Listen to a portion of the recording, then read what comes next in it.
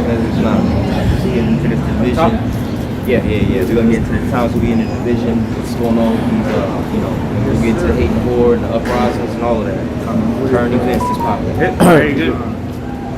You live, right? Yeah. All right. Shalom. First and foremost, we want to give all praise, honor, and glory to Yahweh, Ba'ashem, Yahushua, Ba'ashem, Rakakwadash. Double honors to the apostles and the elders of Great Millstone that taught us this truth and that rule well. And salutation and much love for you. I keep pushing this truth and sincerity over the four corners of the earth and enduring afflictions, defeat, and edify the elect. We are the Hebrew Israelites out here in Tampa Bay. All right, we're coming back at you with another hopefully edifying lesson. All right, this here is only for the elect. If you have the ears to hear what's going on, the eyes to see what's going on. All right, this is what we should be occupied in, the spirit of prophecy. Matter of fact, let's start with that Revelation 19 and I want to say 10. Yep, let's go ahead and start with that first, because hey, this is the times that we're living in right now, man.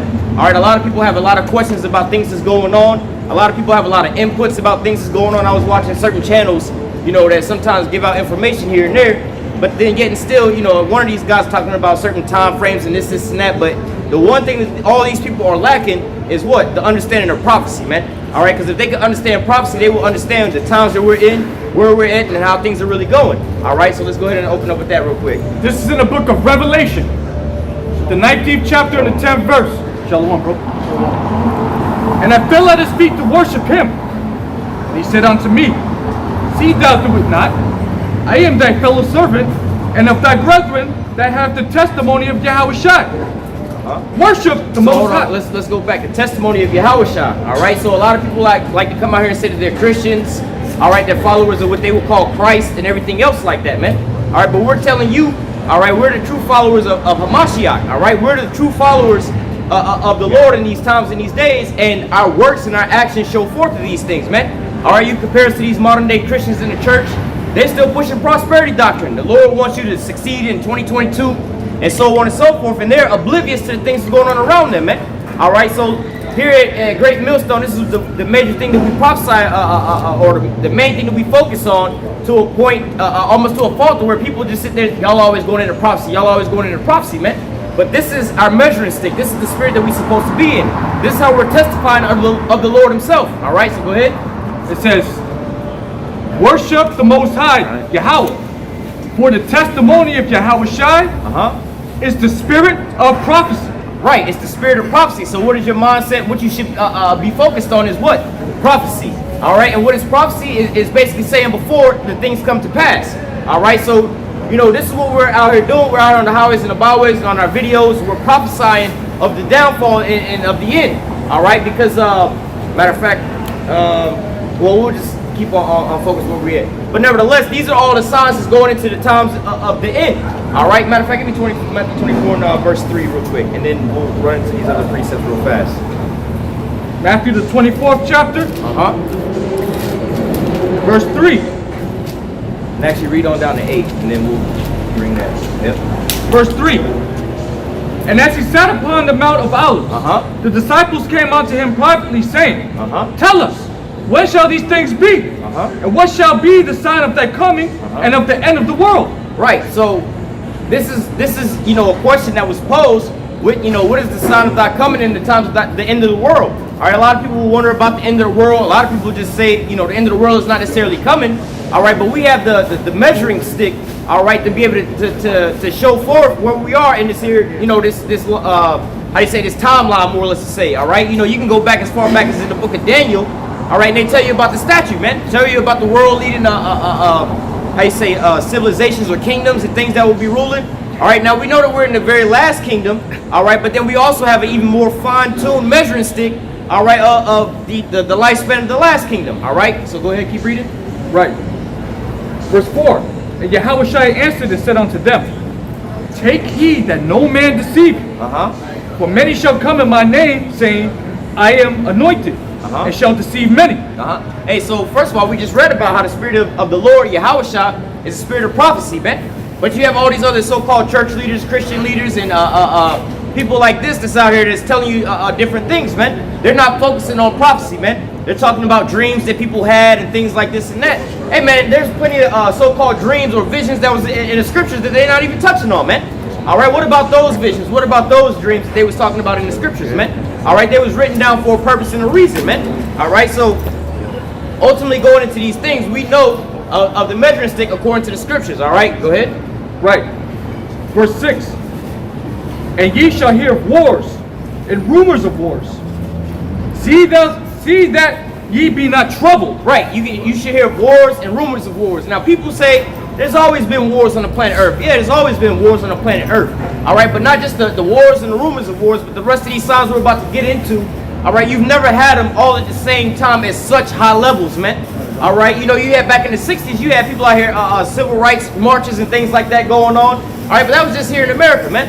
How much more will you have riots and protests and uprisings all over the place? Hey, right today in America, man, you got multiple different protests for multiple different reasons going on right now today, man. Here in Babylon the Great, man. You've never had them like that. And then in other countries right now, man. Yeah, you got it at the Capitol. That's what I'm speaking of. You got it at the Capitol. Yeah. You got lockdown protests going on. The anti-Vanessa protests going on. All in the same country, more or less to say here. And we can go around the globe about the rest of the ones going on around there, man. All right, so hey, these things are of what they will call biblical proportions, man. All right, so we hear about the wars and the rumors of wars. We just heard about them pulling out of Afghanistan.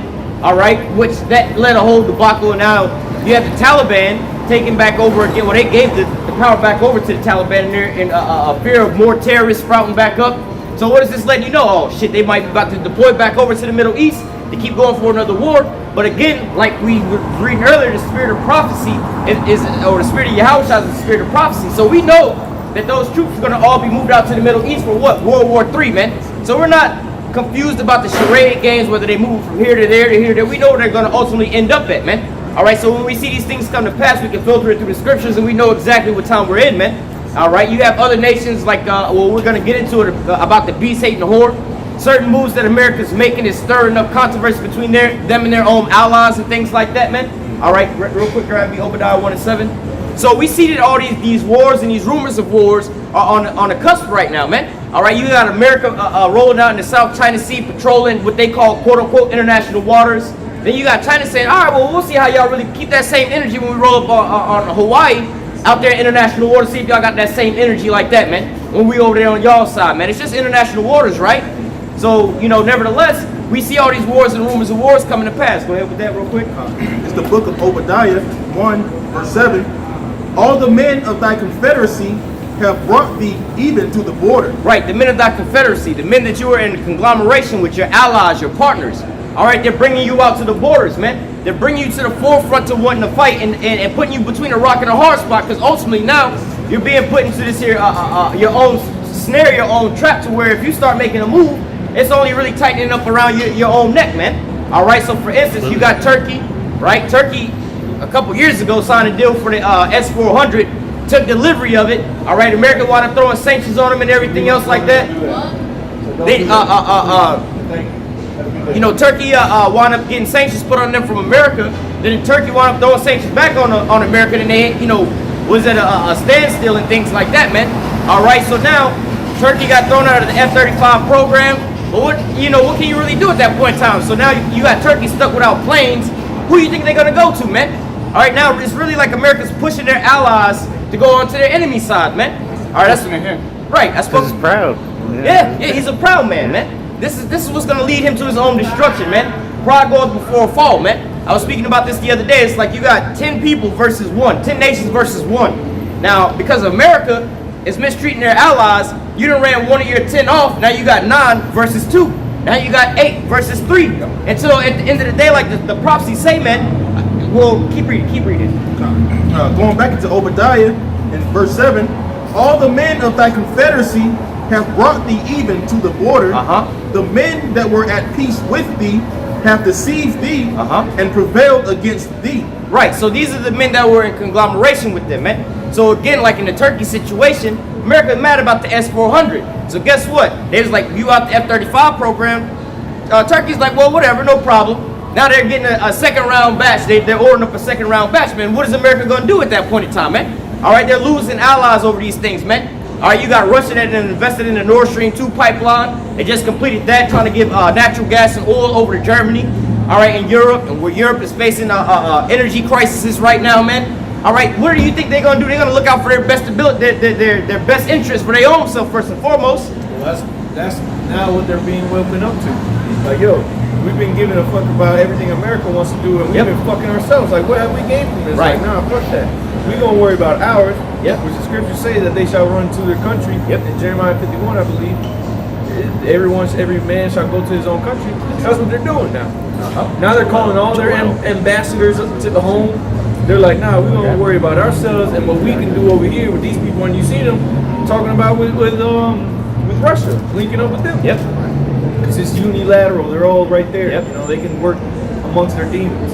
You know, amongst themselves. This dude got demons on him over there. It's a lot. But I believe, I think it was Macron that just said just the other day about they was bugging out over well, they got a different deal going on. Not them. Well, they had a deal with Australia, all right, over making a sub, but America cut them out of the contract. And Macron was pissed, talking about some. Look, man, we first of all we met over to pull out of Afghanistan.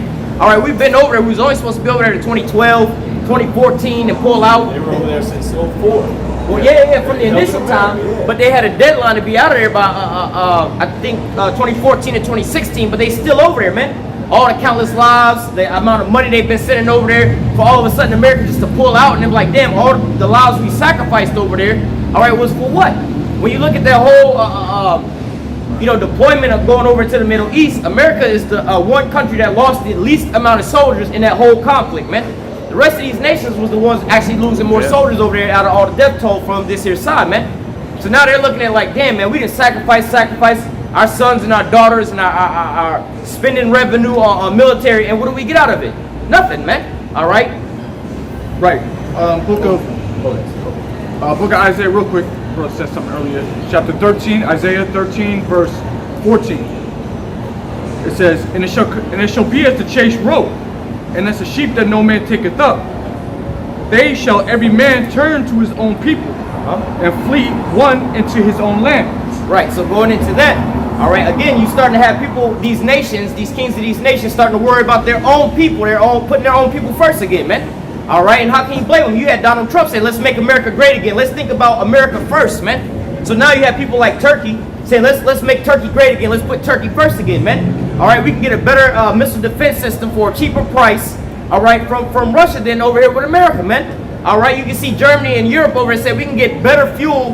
We don't have to play a charades game with Saudi Arabia and be paying more money for cheaper quality of gas, all right, to sit here and build up America's economy. Well, we can just buy it from Russia, man. A cheaper price, a greater quality of it, all right, and it's closer, all right. But nevertheless, hey, they're starting to think about themselves first and foremost, man. All right, you got people like Britain with Brexit. Hey, man, this shit ain't working out for us. Let's go worry about ourselves first, man.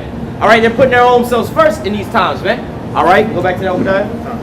Back in Obadiah 1 verse 7, it reads, have the men that were at peace. Start back up at the top. Verse 7, at the top. All the men of thy confederacy have brought thee even to the border. The men that were at peace with thee have deceived thee and prevailed against thee. Right, because they've signed treaties and pacts and things like that that's going to put them into how do you say, conglomeration or in league with one another, man. All right, and they say, hey, look, man, we're going to rob, they say, we're like Israel. You hear them talking about Israel all the time. America's our greatest ally. We're never going to turn our back on them and everything else like this, man. But now you start to see these nations are thinking about their own countries first, and then they're going back home to make sure that they can cut out a deal that's going to benefit them, man. All right, they're deceiving America. Yeah, we got your back. We got your allies. Like in Turkey's stance. Yeah, we will help y'all build this F-35 and so on and so forth. But when it comes down to certain things, we don't really care that much about that because we got a better situation here, man. It's like you got this job, you so-called dedicated to this here job, and you realize they're not paying you that much money. Somebody else kind of recruit you over here and everything like that. Now you're supposed to show up to job A, at this point in time, and then you just, well, fuck me being on time, fuck even showing up there on that day. I'm gonna show up to this other job that's gonna give me benefits, more money and everything else. Like, I'm not really too concerned about y'all. Y'all paying me $10 an hour, they about to pay me $50 an hour. Why would I want to be putting y'all first when they got me first, man? All right, so this is how you have to think about these things, man. All right, and not only that, America does certain things that put these other nations in a bad predicament, man, or sometimes put them in harm's way, man. All right, but America don't have to put up with these things like you see in a lot of these immigration situations where all these migrants are rolling over to these other countries that hey man, when these people start migrating to these other nations and stuff, they're way closer to Europe than they are to America, man. They have to take on the brunt of these migrants that America's stirring up this here empire with, man. All right, and it's really just damaging their economy, man. All right. Reading on, Obadiah 1:7, it says, "They that eat thy bread have laid a wound under thee. There is none understanding in him." Right, and they that eat thy bread, the ones that you help build up, the ones you help stand up and everything else like that, man. All right, you know, you have them now, you know, bringing you out to war, putting you in that, how do I say, that snare or that trap, man. They're now turning their backs on you. It's like, you know what?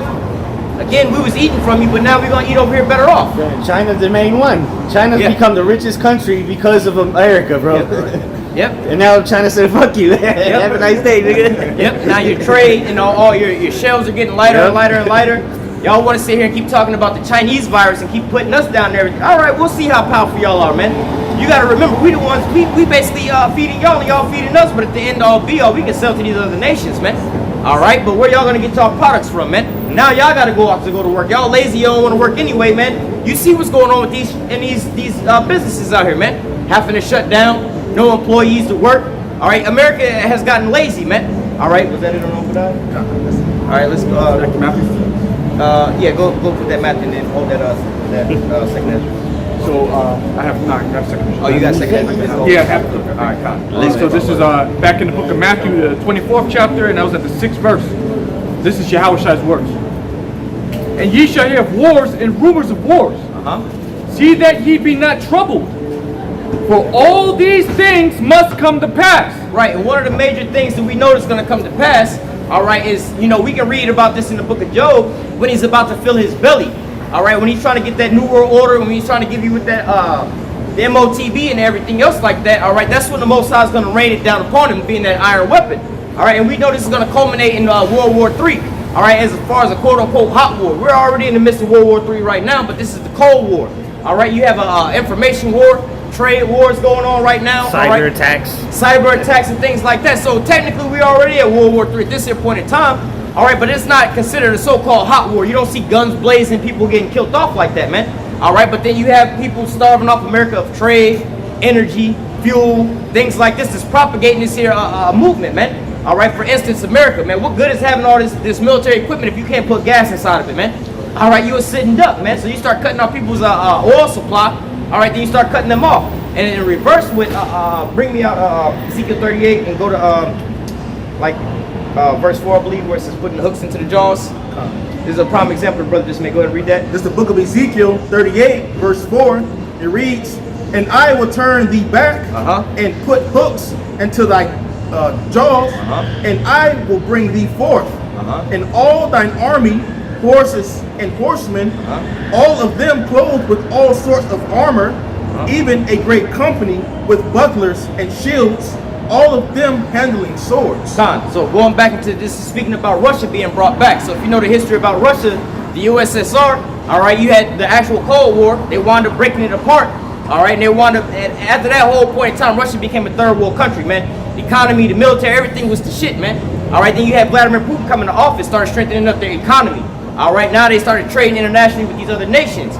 All right, they're starting right now with the Nord Stream 2 pipeline stuff, getting into the energy export game, man. All right, you see them with the S-300, S-400 selling to Venezuela, Turkey, and these other nations. All right, putting them into, how do I say, exporting arms. All right, now what do you think they're doing with this here money that they're getting from these nations, man?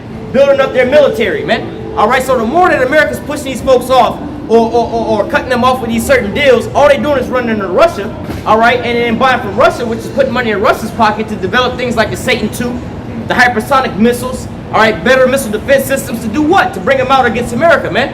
All right, so all these things are working together as far as prophecy moving us towards the day of the Lord is coming. All right, so when we're reading over here in Matthew, all right, the fact, hey, read that again about the end, right? The wars and rumors of wars. Right.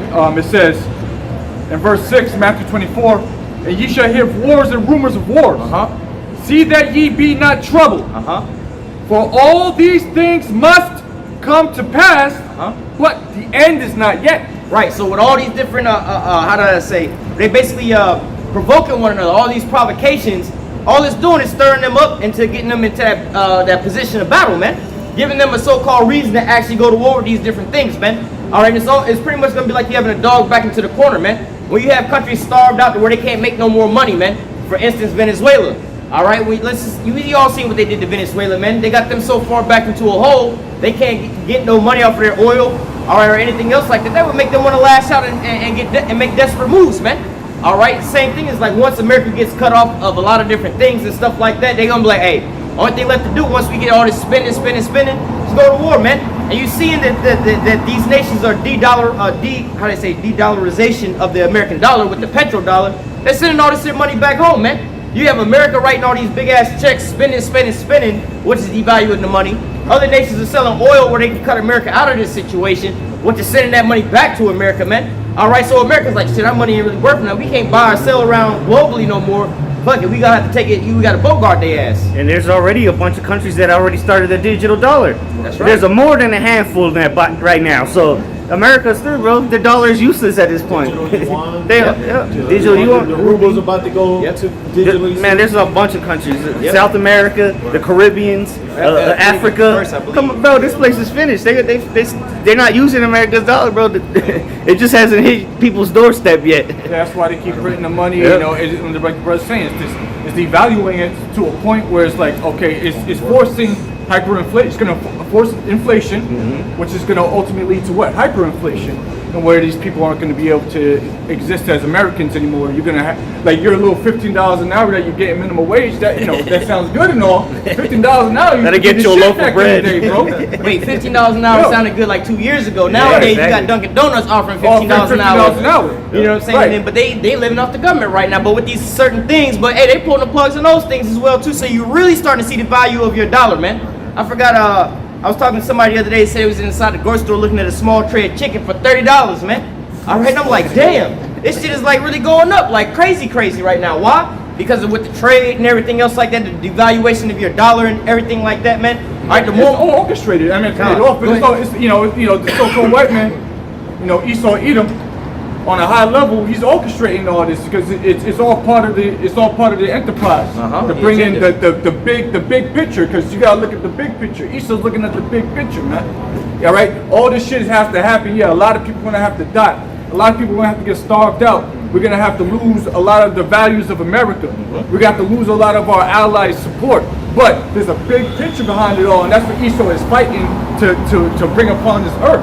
All right, so these wars and rumors of wars that you see going on right now, the Lord is telling you, don't be worried about it. This shit has to happen in order for the end to come. You know what I mean? And the Lord is putting it on the spirit of these elites to orchestrate this, man.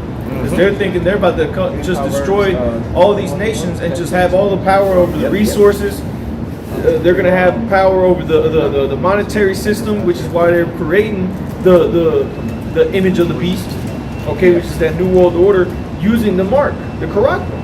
Okay, so this is why all these things are starting to happen, because the elites are getting ready to bring this about, you know, through the actions. But the Lord is coming in to cut that short, you know, and disappoint them. You just said that, brother. Call for it. Proverbs 21:1. Proverbs 21:1. The king's heart is in the hand of the Lord. As the rivers of water, he turneth it whithersoever he will. All right, this is basically saying, you know, the roughly translated, the Most High is controlling the minds of these world leaders, man. Making them do what, you know, this and that and cut this deal and that deal, man. Whether you can understand why they're doing certain things or you don't understand why they're doing certain things, but it's like playing chess, man. You may not understand why he made this one move to make this here move over here, and what it's gonna, the end result 4 or 5 moves down the road is gonna make, man. But this is the Lord that's controlling all these things, bringing them into what? Well, real quick, bring out Joel. What is that? 3 and 2. 2. Okay. 3 and 2. But nevertheless, read that one more time. Right. Proverbs 21. My bad. Proverbs. But ultimately, hey, it's the Lord that's orchestrating all these different things, man. And most people don't understand, why would they do this? Why would they do that? Oh, Joe Biden done fucked the whole country up. Oh, Donald Trump done fucked the whole country up. No, man, it's the Most High that's putting it, because you got to understand, they got advisors and so on and so forth, man. This is all orchestrating, directing all the way down to World War III, man. You know, right? And Joe Biden, he's not even really considered like the elite, man. Yeah, he's a puppet, bro. Yeah, he's a fucking loser. As the president of the United States, he's not even considered in the same league as what we would call the elites of this earth. Bro, that's why he's the perfect vessel to do what the elites want him to do, because Bro, that dude is old and senile. Yeah. So he's easily manipulated. This goes back to Clinton and Bush. You know, Bush 1, Bush 2, and Yeah. you know, it's the same shit. But At these least the guys Bushes are a little bit above Biden. those are that's a different story. Yeah. But even then, They still low because you know them. yeah. You know, you They see have them a on big TV. name. They have a big name and a big bloodline. But back into this Proverbs 21:1. The king's heart is in the hand of the Lord. As the rivers of water, he turneth it whithersoever he will. Con, go ahead and bring that out. Con. It's the book of Isaiah 14. No, Isaiah, Joel, real quick. Oh, Joel. All right, it's the book of Joel 3 and verse 2, straight to the point. It reads, I will also gather all nations and will bring them down into the valley of Yehoshaphat. So real quick, how's the Lord going to gather all nations? He's going to come down here with a big hand and just scoop them all up and place them over there? No, the brother just read. Yeah, exactly. The brother said strategy, but the brother just read about how the Lord is working on the minds of these kings to do what? To bring them down. Read that again. It's the book of Joel 3 and 2. I will also gather all nations and will bring them down into the valley of Yehoshaphat. So the Lord is working on the minds of these kings, ultimately to end them all up. Hey, you know, it's like setting GPS, man. All right, they all got their own starting line from their own respective countries. All right, and the Most High put in their self-driving car and their GPS to program their car to end up in the Middle East for World War III, man. So now they all taking a different paths on how they gonna get there. Some's going this way, some's going that way, but they all gonna end up in the same spot, man. All right, for what? World War III. Keep reading. Finish it off. All right, reads on. And will plead with them there for my people and for my heritage Israel, whom they have scattered among the nations and parted my land. Con, so ultimately, you know, this is the vengeance of the Lord for what? Touching the apple of his eyes, man. The so-called Negroes, Latinos, and Native Americans, man. So the Lord is working on the minds of these kings, bringing them down into the Middle East, all right, for what? World War III. All right, but as we were reading over here, where you at? Matthew 24 back again? Yeah. All right, go ahead with that again. Matthew 24:7 now. Go back up to 6 more. 6 again? Yep. It says, and ye shall hear wars and rumors of wars. See that ye be not troubled, for all these things must come to pass, but the end is not yet. Right, so this is the so-called build-up or the driving path to get them down to the Middle East, man. To get them all at each other's throats for certain reasons. So it's not like they're going to just show up and be like, oh, we bomb y'all because we just want to bomb y'all. No, they're like, yo, man, for instance, it's like, yo, what do you call we were just talking about it, France and all of them, man. Look, man, y'all done made us sacrifice our soldiers over here all these years and all this here money. We done went broke. Our energy sector is depleted and everything else like that, man. Hey, man, fuck it. We gonna drop bombs on y'all because of this. Look what y'all did to our country, man. Y'all bankrupted our country, man. All right, look what you did to our country. You didn't sold us out down the road and everything else like that, man. All right, so now the Lord is working on the minds of these kings to bring them down so they all have a reason, more or less, to say to basically turn on America, man. All right, because we were reading in Obadiah about they that eat thy bread. So at one point they was in confederate with you. They was all y'all was all on the same team, but somewhere down the line there had to be a hiccup.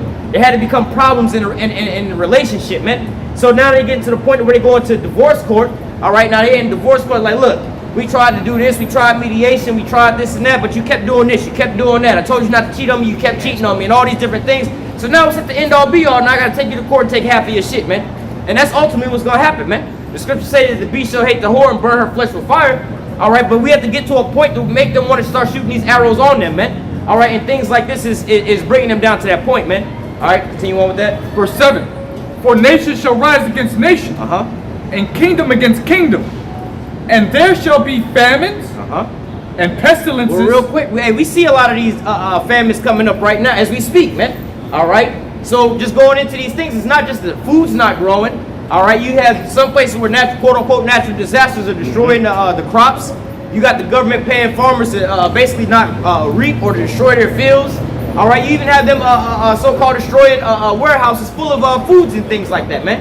All right, you also have gas prices going up, trucker strikes and everything else like that, man. To the point to where these people you know, the food isn't really flowing like it used to, man. So it's creating famines on the earth, man. All right, causing the price of food to start going up, man. Hey, and plus your dollar value that what you can spend with is getting less and less, man. You got less people out here with jobs. All right, some establishment, there's a little place over there, this little restaurant across the street, man. They used to be open on today, man. Now they closed, man. No workers. No workers, man. They don't have enough time. Then they'll probably open up a little later on throughout the day, or the other one, they'll open up a little later on in the day. The other one just stay closed, man. Because why? They don't have enough money to stay afloat and pay people to be there every day, man. Some people don't want to work. All right, they can't get people to come in. Some people are scared to go out and spend money because of the scenario that we're in. All right, so it's just like a 3-hit combo on your ass, man. You got the customers scared to go out. Some customers can't afford to go out. Nobody want to work. Nobody want to work. And then the price to keep resupplying your shelves is going up, man. Triple combo. Yeah, so what are you doing in these predicaments, man? All right, you go outside, you take your first gunshot, and boom, straight to the head, man. And you see it going on all over the place, man. These people out here losing their minds, they killing themselves, going post on everybody. That's a plague going on right now, man. Yeah. Suicide, bro, and that's been happening for a long time. For people to kill themselves, you know how Kids and shit. yeah, you have children find their pop's gun and this like, yo, for you to have that much stress and anguish on yourself to do something like that, we're just talking monetarily and things going on, little things happening in your life. For the spirit to come on you to take your own life, man, you gotta look at your rulership, bro. Yeah, like, what's going on here? You got your people killing themselves? You ain't gonna have that shit in our kingdom, bro. People gonna, after a point, people are gonna love being alive, bro. It's gonna be a joy to be alive. They have a reason to live, But hey, going back to what the brother was saying, what a lot of people are starting to kill themselves. Go with that. It's the book of Psalms 49, verse 11. And this is what's really plaguing a lot of these Edomites, man. All right, this is why a lot of these Edomites are doing this. They're very proud, man. Go ahead and read that. It reads, their inward thought is that their houses shall continue forever, and their dwelling places to all generations. They call their lands after their own names. Right, so this is the mindset of a lot of these Edomites, man. And my father used to own his own business. He passed it on down to me.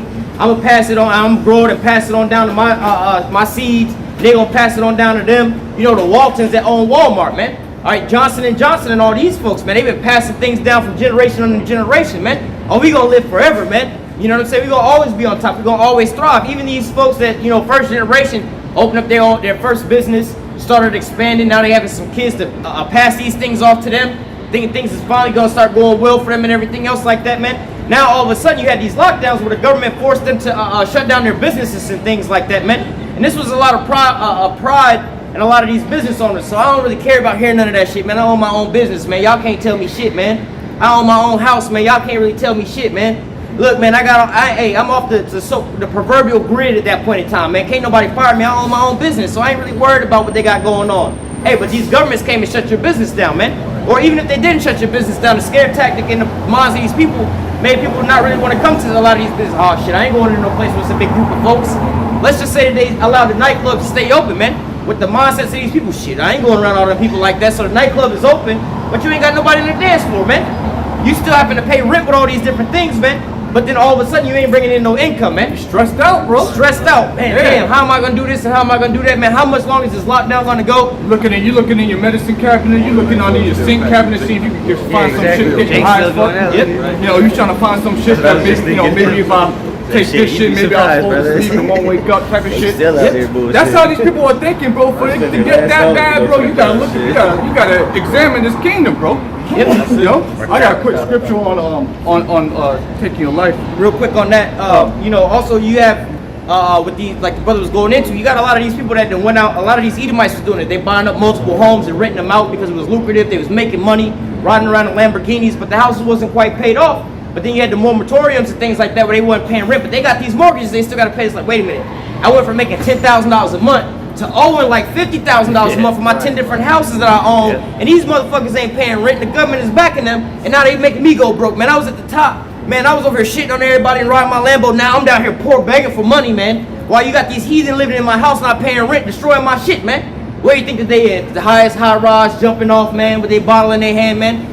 This is putting it in the minds of these Edomites. They losing every damn thing, because like with the brother Fred, they thought that they was gonna go on forever, man. I got things set up, bro. You can't take shit from me now. I'm off the grid. I don't have no boss, man. I am my own boss, man. All right. This is a quick precept on taking your own life. This is in the book of Wisdom of Solomon, chapter 1, verse 12. Chapter 1, verse 12, Wisdom of Solomon says, "Seek not death in the era of your life, and pull not upon yourself destruction with the works of your hands. For the Most High made not death, neither hath he pleasure in the destruction of the living. For he created all things that they might have their own being, and the generations of the world were healthful. And there is no poison of destruction in them, nor the kingdom of death upon the earth." So we look at the kingdom where we're living in right now. It's death around every single corner. Like death is promoted. All right, and just what we're talking about right now. This is a promotion of death. The valley of the shadow of death. This is what America is. America is the valley of the shadow of death. Everybody want to go to that song. Well, hey, so like real quick, they have a place called Sin City. The wages of death is sin. Wow. Yeah. Hey, I mean, you can't make this stuff up, bro. America is built upon the blood of the saints. Hey, Okay. Real quick, speaking off what the brother was saying about Sin City. Now, when you go to Vegas, all right, a couple of the things that they have out there where it's like, you know, that they don't have anywhere else. Obviously, the casinos and stuff like that, but they have like legal prostitution. You walk down the street, they be hitting them little cars, giving you out illegal prostitution, legal marijuana, and things like that, man. But guess what? They didn't enact it throughout the laws here in America, man. OnlyFans. Yeah, exactly. You know what I'm saying? They're legalizing weed everywhere. So, hey, Sin City didn't expanded its borders from coast to coast now, man. Are you seeing all kind of wickedness going on out here, man? This place is literally death around every corner out here, man. Yeah, pride stuff. They promote pride. Lord said, you know, you don't like pride. Yeah, they got a parade on the fucking river right this weekend. You got a pride thing happening right now. Yeah, come on. So I mean, you look at it right now. See, this place is promoting people to just bug out, bro. This is opposite of what Yahweh Hashem Yahshua wants for life on the earth. This isn't gonna. This is like what did the scripture say where it says you know, he shortened the days. I got you, Matthew. Yeah, real quick. Just so we can make that point. This is Matthew chapter 24 and verse 21 and 22. Matthew 24 verse 21 22, it says, for then shall be great tribulation, such as was not since the beginning of the world to this time, no nor ever shall be. Right, and we're starting to see that, man. This is probably what we're about to go through right now. Go ahead. Hey, and speaking on that great tribulation, hey man, again, they got all these unemployed people not paying bills. Hey man, think back in American history, well, you had it at least about one time, but not on this much of a level, because now you have so much. Like back in the olden days, man, if your ass was broke, you was just like out of money out of your pocket, man. Nowadays, you can acquire so much credit and debt that way. It's like, yo, I ain't got no money in my pocket, but I'm $500,000 in debt, man. Look at these student loans and things like that. Go ahead, brother. Nah. But nevertheless, hey, just like, you know, you can go back to, what was it, the 20s or the 30s when they had the Great Recession, all right, but the Great Depression, right. But now, they didn't have like abundance of student loan debts and things like that now, all right, but now you do, and then you have all these other things that people get these credit cards for, so now things are way worse, man. It's like a trap, man. Like you in high school, you know, you're going through high school, you're trying to get good grades, you're trying to get football scholarship, you're doing, you know, little extracurricular activities, trying to find yourself in this society. Yeah. But then here it is, now you're a senior, and everybody's forcing you. Everybody's forcing you to pick a college. Yeah, I get it. What college you going to? What's your major? What you gonna be? What's your major? And then in your spirit, you don't want to go to college. You done with school. And then you're like, fuck it, I'm gonna go to this community college. I'm gonna go to this university over here. You got a university, man. You end up not liking it. Maybe you finish it, maybe you don't. But at the end of the day, you left with a bag of debt. And you still making the same amount of money as you would be if you just went straight into the work sector instead of trying to get a career. You done took out $200,000 loan to go to school to make a $40,000 a year salary. Looking dumb. You know what I'm saying? I'm like, yo, cuz they going backwards. Hey, and the same folks that is encouraging you and push you to go to college are the same ones like, nah, nigga, I ain't got no money when you trying to ask me to bail you up out of this and bail you out of that. Like, wait, y'all encouraged me to go through all this. You knew I was gonna be in student loan debt. And then now I need a little bit of help on this or that. And then now all of a sudden I'm the bad guy now. Like, fuck your credit all up. Now you trying to do little things like you trying to do the things your parents did. They got a house and everything at like 21 years old and shit. You trying to do some shit like that, man? You gotta live with them still. yeah. It ain't the same America as it when your parents were children as it is now. So now you trying to emulate that. You trying to do all the same things they did, or even do better by going to college. Because your parents may not even went to college, but I'm gonna go to college. So I want a better life for my kids, and this, that, and the third. And you do this, and you broke it in the joke, bro. It puts you in the hole. It's a hole. Mm-hmm. And then you get fired from your job. On top of that, and you got all these extra bills and shit. And now, and then the only thing you want to do is to do drugs. Yep. Hey, cause you stressed out and plagued in the mind, man.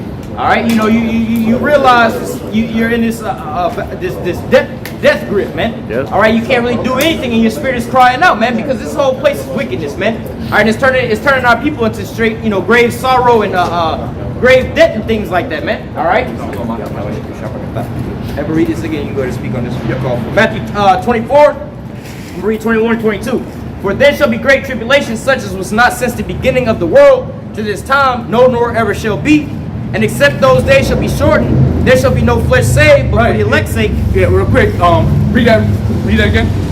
Matthew 24, 22. And except those days should be shortened, right, there should be no flesh saved. Right, yeah. If these days were, just talking about now, if these days weren't shortened, and we can all attest to it, bro, like, shit's flying by, bro, at this point, bro. And they just like a blur. It's almost the end of the year. Like, this ain't a joke, bro. We ain't getting ready to get into the maybe the final one. But if the Lord wasn't going to shorten the days, then this shit would just continue and continue and continue. And if it continued in the same manner as it's continuing right now, then there's no way that life could continue. Eventually, there's going to be a nuclear war and all life will cease. Or, well, there will be a nuclear war. Well, yeah, but we know there's going to be salvation in the midst of that. We want that to happen. Yeah. We actually calling and prophesying a nuclear war. If you look at our videos closely, we prophesy nuclear war all the time.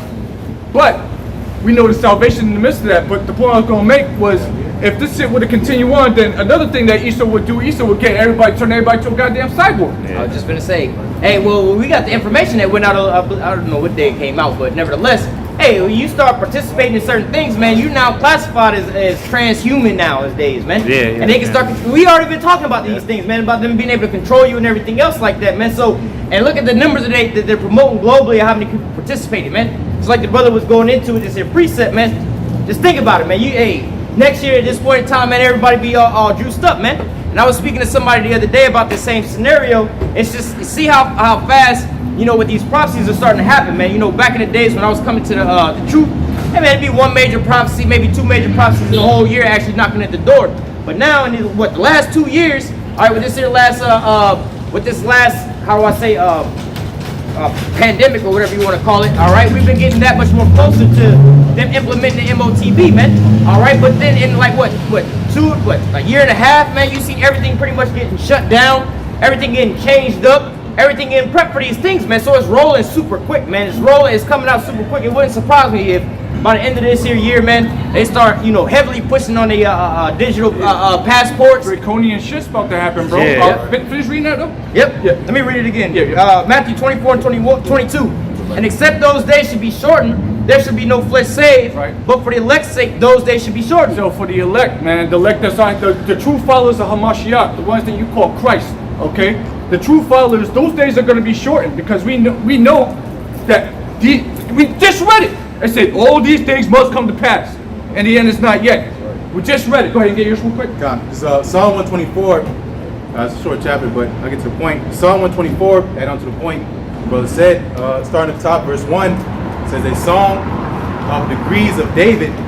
If it had not been the Lord Yahweh, Bashem Yahshai, who was on our side, now Israel may say, if it had not been the Lord Yahweh, Bashem Yahshai, who was on our side, when men arose against us, then they had swallowed us up quick when their wrath was kindled against us. Right, but because of the Heavenly Father intervening, what? We still here, okay? Sun and the moon still in the sky. Israel's still here on the earth, man. Finish it. Yeah, verse 4, then the waters had overwhelmed us, right? That flood. It says the stream had gone over our soul, right? Then the proud waters had gone over our soul. Verse 6, blessed be the Lord Yahweh, who have not given us a prey to their teeth. Yeah, because he could have easily gave us up to these enemies and we could have been completely through as a nation. All right, but here it is. We in the final days and our numbers are as strong as they could be. Yeah, 2/3 of the nation's completely through. But there's a third of the nation, and even in the midst of that third, there's a true elect, all right, of the 144,000. But not all 144,000 are on the earth today, but there's a good sector from here today, right here, right now, okay? That's the elect, and the Lord is shortening the days for these men because we're on the front lines, first and foremost, okay? We're putting in the hard work. We're ushering the prophecies in through, speaking them into existence. And now we see it all happen right before our eyes. So now we know that, all right, it's not going to be able to continue much longer. Because eventually, after everything we're saying, you got all these nations at each other's throats. Somebody's going to push a button eventually.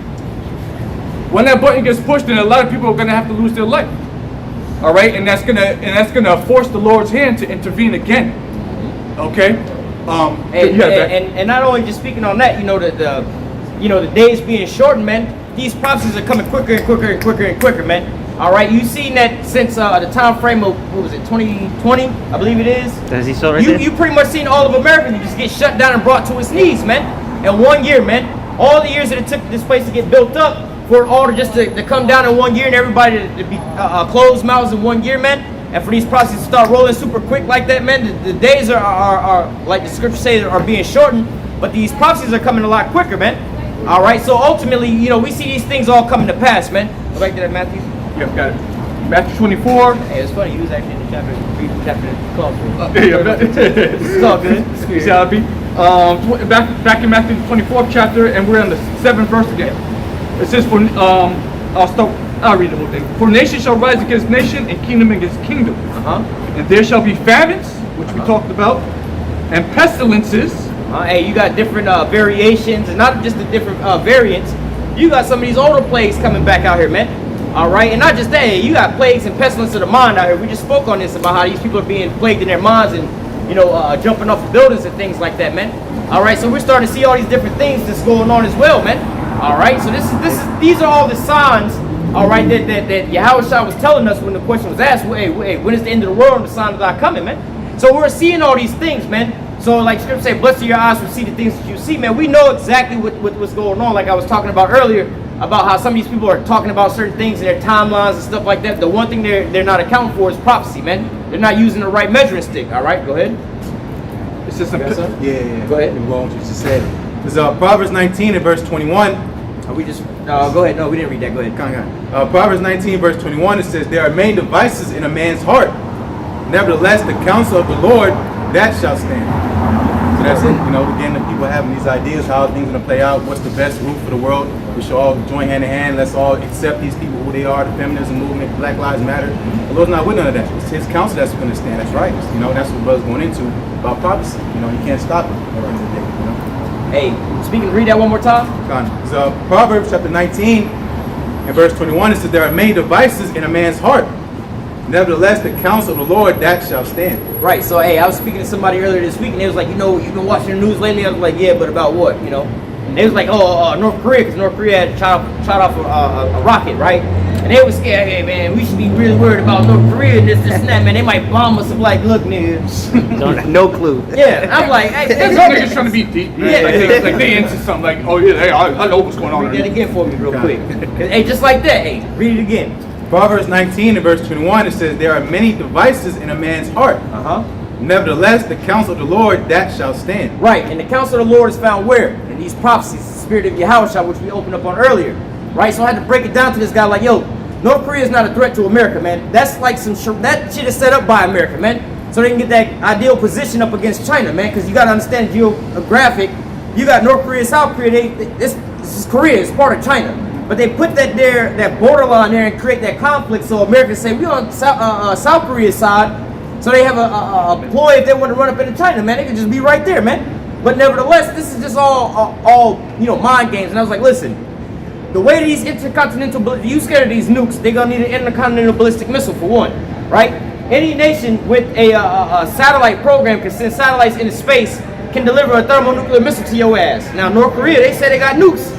Well, they got the rockets to send satellites into space, because they got 2 satellites that pass over the United States, 2 of them, I think once or twice every single day, man. So if they wanted to, they could just drop a damn nuke on America right then and there, man. That's not a threat. That's been like that for a while, man. All right? They're not the threat and the problem, man. I told this person, I was like, look, who you need to be worried about is America themselves, man. They're going to be the ones that's going to bring them into their own trap. Can you grab that in the book of They're Job? the ones that are gonna come to your house, kick your door down. It's on stairs in the trap. I think that's 18. I want to say it's Job 18 and Oh, you finished left. 5. Go to 5 and just read on down. Go on. All right, this is the book of Job 18, verse 5. Yea, the light of the wicked shall be put out, and the spark of his fire shall not shine. Right. So we're about to go into basically, there's other scriptures in the Bible that talk about the witchcraft and all this stuff failing America and everything like that. So they think that their plans is progressing them real quick. real quick, can you give me Job chapter 5 and verse, I want to say 12? But they think that these certain moves are putting them into a better position to get them where they want to be. All right, but ultimately it's going to bring them into chaos. You got that real quick? That's crazy. Yeah, I was on that, bro. Go ahead with it. Job 5 and 12. Yep. He disappointed the devices of the crafty, so that their hands cannot perform their enterprise. He taketh the wise in their own craftiness, and the counsel of the forward is carried headlong. Right. So read that one more time. Kind of verse 12, verse 13. I'll go back up to 12. All right. Verse 12. He disappointed the devices of the crafty, so that their hands cannot perform their enterprise. Right. So he disappointed the devices of the crafty, so their hands cannot. Look. So he didn't put that monkey wrench inside their plans, man. All right. They got their own plans, but we're gonna read how his own plans gonna bring his ass down. Go ahead. He taketh the wise in their own craftiness, and the counsel of the forward is carried headlong. So, for instance, we was talking about the Australia deal earlier today, man. Oh shit, we could do this and do that, and get a step ahead and everything else like that. But you think you're taking one step forward, that shit put your ass 3 steps back, man. All right, so this is ultimately what it's bringing you into, man. All right, so go ahead with that. Job 18 verse 5. Yea, the light of the wicked shall be put out, and the spark of his fire shall not shine. The light shall be dark in his tabernacle, and his candle shall be put out with him. Right, so going into, a lot of his understanding and things like that, see, oh, this is a smart move to make. We're going to do this for our benefit. We're going to do this and this deal and everything like that. But ultimately, it's going to bring him to his own demise. Keep reading. It reads on. The steps of his strength shall be straightened, and his own counsel shall cast him down. Come on, hold that. Go ahead. It's Jeremiah 49 verse 7. Jeremiah 49 verse 7. Concerning Edom, thus saith the Lord Yahweh, Bashim Shah post, is wisdom no more in teeming. His counsel perished from the prudent, is their wisdom vanished. Hey, so ultimately, you would think back in the olden days, they were like, how America got into the position that they in is through their so-called wisdom and finessing these people. And hey, in a carnal sense, these people were pretty wise, man, to set up certain deals like the petrodollar, man. All right, to be a middleman. You know what I'm saying? Hey, just, I was giving this analogy the other day about this. It's like you go inside the gas station to go buy something, whatever you buying, some chips or something like that, right? You use your debit card. Now, the deal is between you and the clerk in the store, but you got to put that card inside that reader, and they're going to charge you a percentage point. Now you brought a third party into your transaction. They eating off of your transaction without you not even being there. Yeah, because that's Esau playing God. He's always a middleman. He's always in between all the transactions, between the buyer, the seller, everybody that moves. He wants to know what they're doing. That's him with that God complex. It says him exalting himself above the Most High. That's right. So reading here, it says that the light's going to be dark in his tabernacle, meaning his wisdom can escape him. Right. He can't escape the judgment that's coming from him. He's so smart. He has all these buildings and infrastructure set in place, but he does nothing to escape the judgment the Lord's bringing onto him. Read that too. Go ahead. This Just go back because it's all in the same precepts. Go ahead. This is the book of Obadiah 1 and 8. It says, shall I not in that day, saith the Lord, Yahweh Bashim Yahweh Shai, even destroy the wise men out of Edom, and understanding out of the mount of Esau? That's right. Hey, so again, you have some of these people that think that they're making these so-called wise moves. All right. Hey, look, let's just pull out of the nuclear treaty with Iran. Let's pull out of certain deals with, or put tariffs on China with steel and everything else like that. Look, let's try to put sanctions on Turkey for getting the S-400. All right, let's try to stop Germany and Europe from getting this here oil out the Nord Stream 2 pipeline.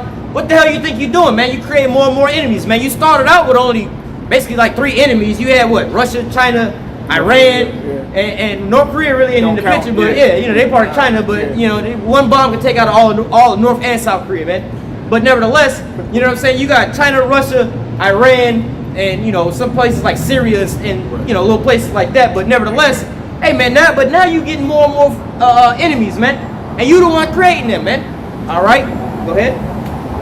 I read on in the book of Job 18 and verse 8.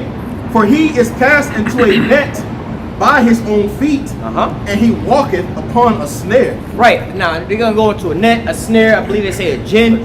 Alright, all these are basically traps, man. Alright, it's like you out in the woods, you see them cartoons, they set them little bear traps and everything like that. You set in the bear trap, but you step into the damn bear trap. You set a mouse trap, you know what I'm saying, put some cheese and some peanut butter on there. As soon as you set it, like, oh shit, some cheese, you stick your hand into that Wally Coyote. Yeah, it's just some, some straight bullshit, man. Like, damn, this nigga just set his own trap, ain't gonna step on it. You know what I'm saying? You gonna hide you a landmine right there and forget about it. The first step you take is right on the landmine, man. That's the tweet type shit. Yeah, but this is exactly what America's doing. They like, yo, y'all don't understand that shutting down your economy for this long is gonna destroy your economy, man. Telling people they ain't gotta pay rent for X amount of months is gonna back up all these loans and the mortgages and things like that, man. All right, you don't think this is gonna destroy y'all doing these types of things? But no, these are the snares and the traps that they setting on their own self. Then they walking into them. Then they wonder why their dollars are being devalued and all these other nations are throwing these dollars away, man. All right, you got something over there? Yeah. Go ahead. It's Isaiah 19. I'll get to the point where I was going into. Isaiah 19, starting at verse 14. It says, "The Lord Yahweh hath mingled a perverse spirit in the midst thereof, and they have caused Egypt to err in every work thereof, as a drunken man staggereth in his varmint." So everything he's trying to do is not working, because his counsel is failing him. He's losing the grip. He might not show him his counsels, but really the elites that run the world, you don't see their faces. You see every day Edomites that have that pride of thinking that they're going to build back America up and get back to that rough, grit, make America great spirit again. And the Lord's not with that. And these elites, they know more what's going on than what the rest of people do, because they see everything. They have control of the money, so the earth's been given into his hand. So he knows the near future, and it's not looking for good, man. It says in Jeremiah, it says that he heard the report of pretty much the prophets in it, and he's been troubled. Hands full of wax feeble. Yeah, exactly. Yeah. Right. Verse 15 is. Hey, but to make a point of what you were saying about the elites, man, these are the ones that's orchestrating certain things, man.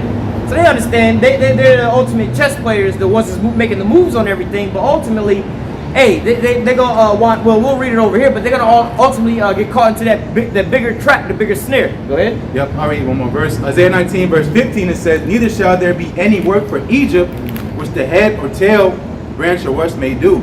So the Lord is systematically collapsing this place, and he's making it happen to where Esau's doing this to himself. Brothers going into how everything he's trying to do to advance himself, now it's going backwards. As again, the spirit's leaving this man, just like the spirit was on Alexander the Great to conquer. Eventually he died. He lost his spirit and he gave up the ghost, and then it was on so with the rest of history. The same way we Esau now being raised up again to power, goes and do the same thing with him again. He's going to start slipping, start falling. It says, "Surely as thou set them in slippery places." You know what I'm saying? Yeah, real quick. Proverbs 21 and 30. "There is no wisdom, nor understanding, nor counsel against the Lord." So, back that up. There is no wisdom, nor counsel against the Lord. Right? Yeah, that's the Lord. Yeah, the Lord set this man up for a bound he cannot pass. You don't have any wisdom, all right, to go against the will of Yahweh. Well, what did it say? It says the wisdom of this world is foolishness. Right. The Lord made everything, man. The Lord has got everybody in the trick bag, man. It says the deceived and the deceiver belong to the Heavenly Father.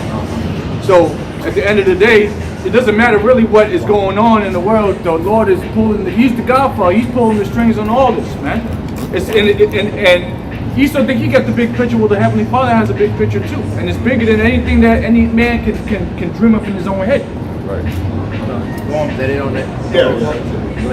Going back in Job 18, verse 8, it says, "For he is cast into a net by his own feet, and he walketh upon a snare." Right. So hey, a lot of these different moves that they've been making politically, the agreements they've been making, the allies they've been making with certain people and groups. For instance, when you go back to when they was fighting the Cold War with Russia and all them, all right, they had something they call the Mujahideen.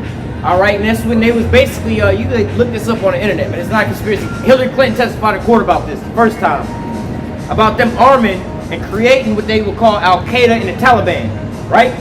After September 11, 2001, we went to war with some terrorists called Al-Qaeda and the Taliban, right?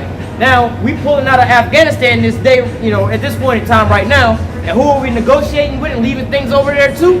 Al-Qaeda and the Taliban, man.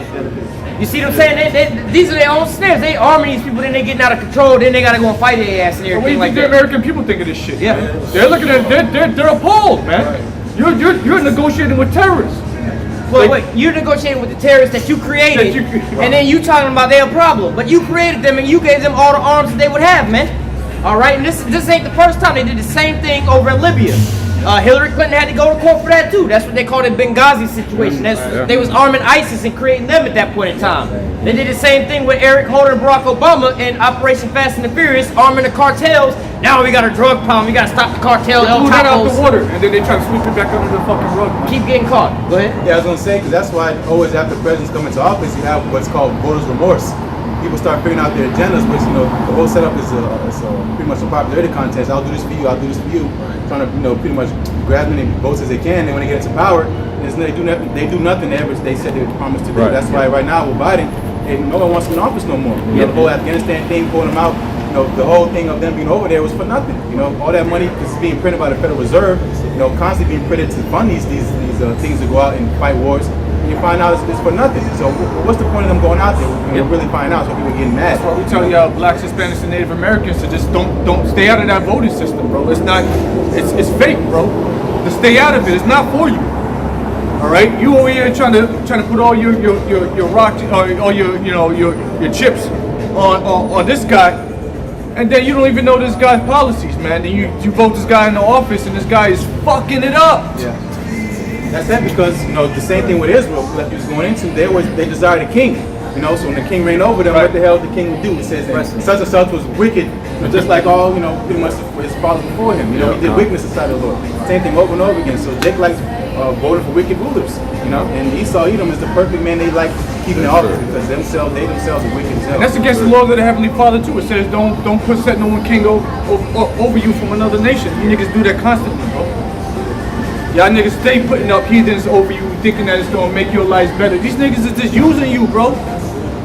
All right, look at the state y'all always in, bro. Y'all just in the lowest state, and all this stuff is happening. All these things that we talk, these are big geopolitical things. You don't see no niggas up in there, bro. You don't see no American Indians up in the big summits, man. You don't see them in there, bro. You don't see. Okay, this is Gad, and here's Judah. You know, this is a seat for Judah, and you got China over here. Nah, you don't. Nah, dog. Y'all just here to consume, buy their products, work, and shut the fuck up. That's your job. Okay? Hey, if anything, at the UN, United Nations meetings, you have basically you have a representation over our nations like Puerto Rico, but they be Edomites, man. That's reigning over top of our people like that, man. All right, and ultimately, like the brother was saying about us not being able to vote and all that stuff. Hey, really, voting is very important to these elites for our people. All right, because that's a test in the water to see if we still believe in this here system, man. They do. As long as we going out there voting and things like that, they understand that we believe that there's still a glimmer of hope. We still believe in this fake ass system, man. Yeah. All right, it's just like watching WWF back in the day, man. As long as you keep tuning in, they know that you believe that this shit is real, that you watch, and they can keep putting on this here show, man. And you still believe it, man. But when people stop watching, they be like, look, the gig is up. They know that WWF is fake and all this here it's all scripted. They ain't buying into it no more. They ain't buying merchandise. They not believing this no more. So that's why they would have them voting. But hey, when it comes to this military and things like that, man, you start to see now that it's ultimately the fact of the matter is that they looking at them now. It's like, look, man, they just sacrificing us over. They don't really have our best interest, man. They just using us as pawns, man. That nigga should have just voted for Kanye West, man. Yeah, you they let him up. They let him in the ballot. He was on the ballot. Y'all niggas should have just voted for that nigga, man. Y'all should have just voted for him. You would have been better off. Y'all would have been better off, bro. It's not like they would have allowed him to be a bit off. You know what I'm saying? But, yo, bro, all y'all should have just put y'all votes on for that cat, man. That would have been some funny shit. But at the end of the day, man, again, there's an agenda. And they let his name on the ballot just to see if y'all niggas would vote for him, man. It's all a census.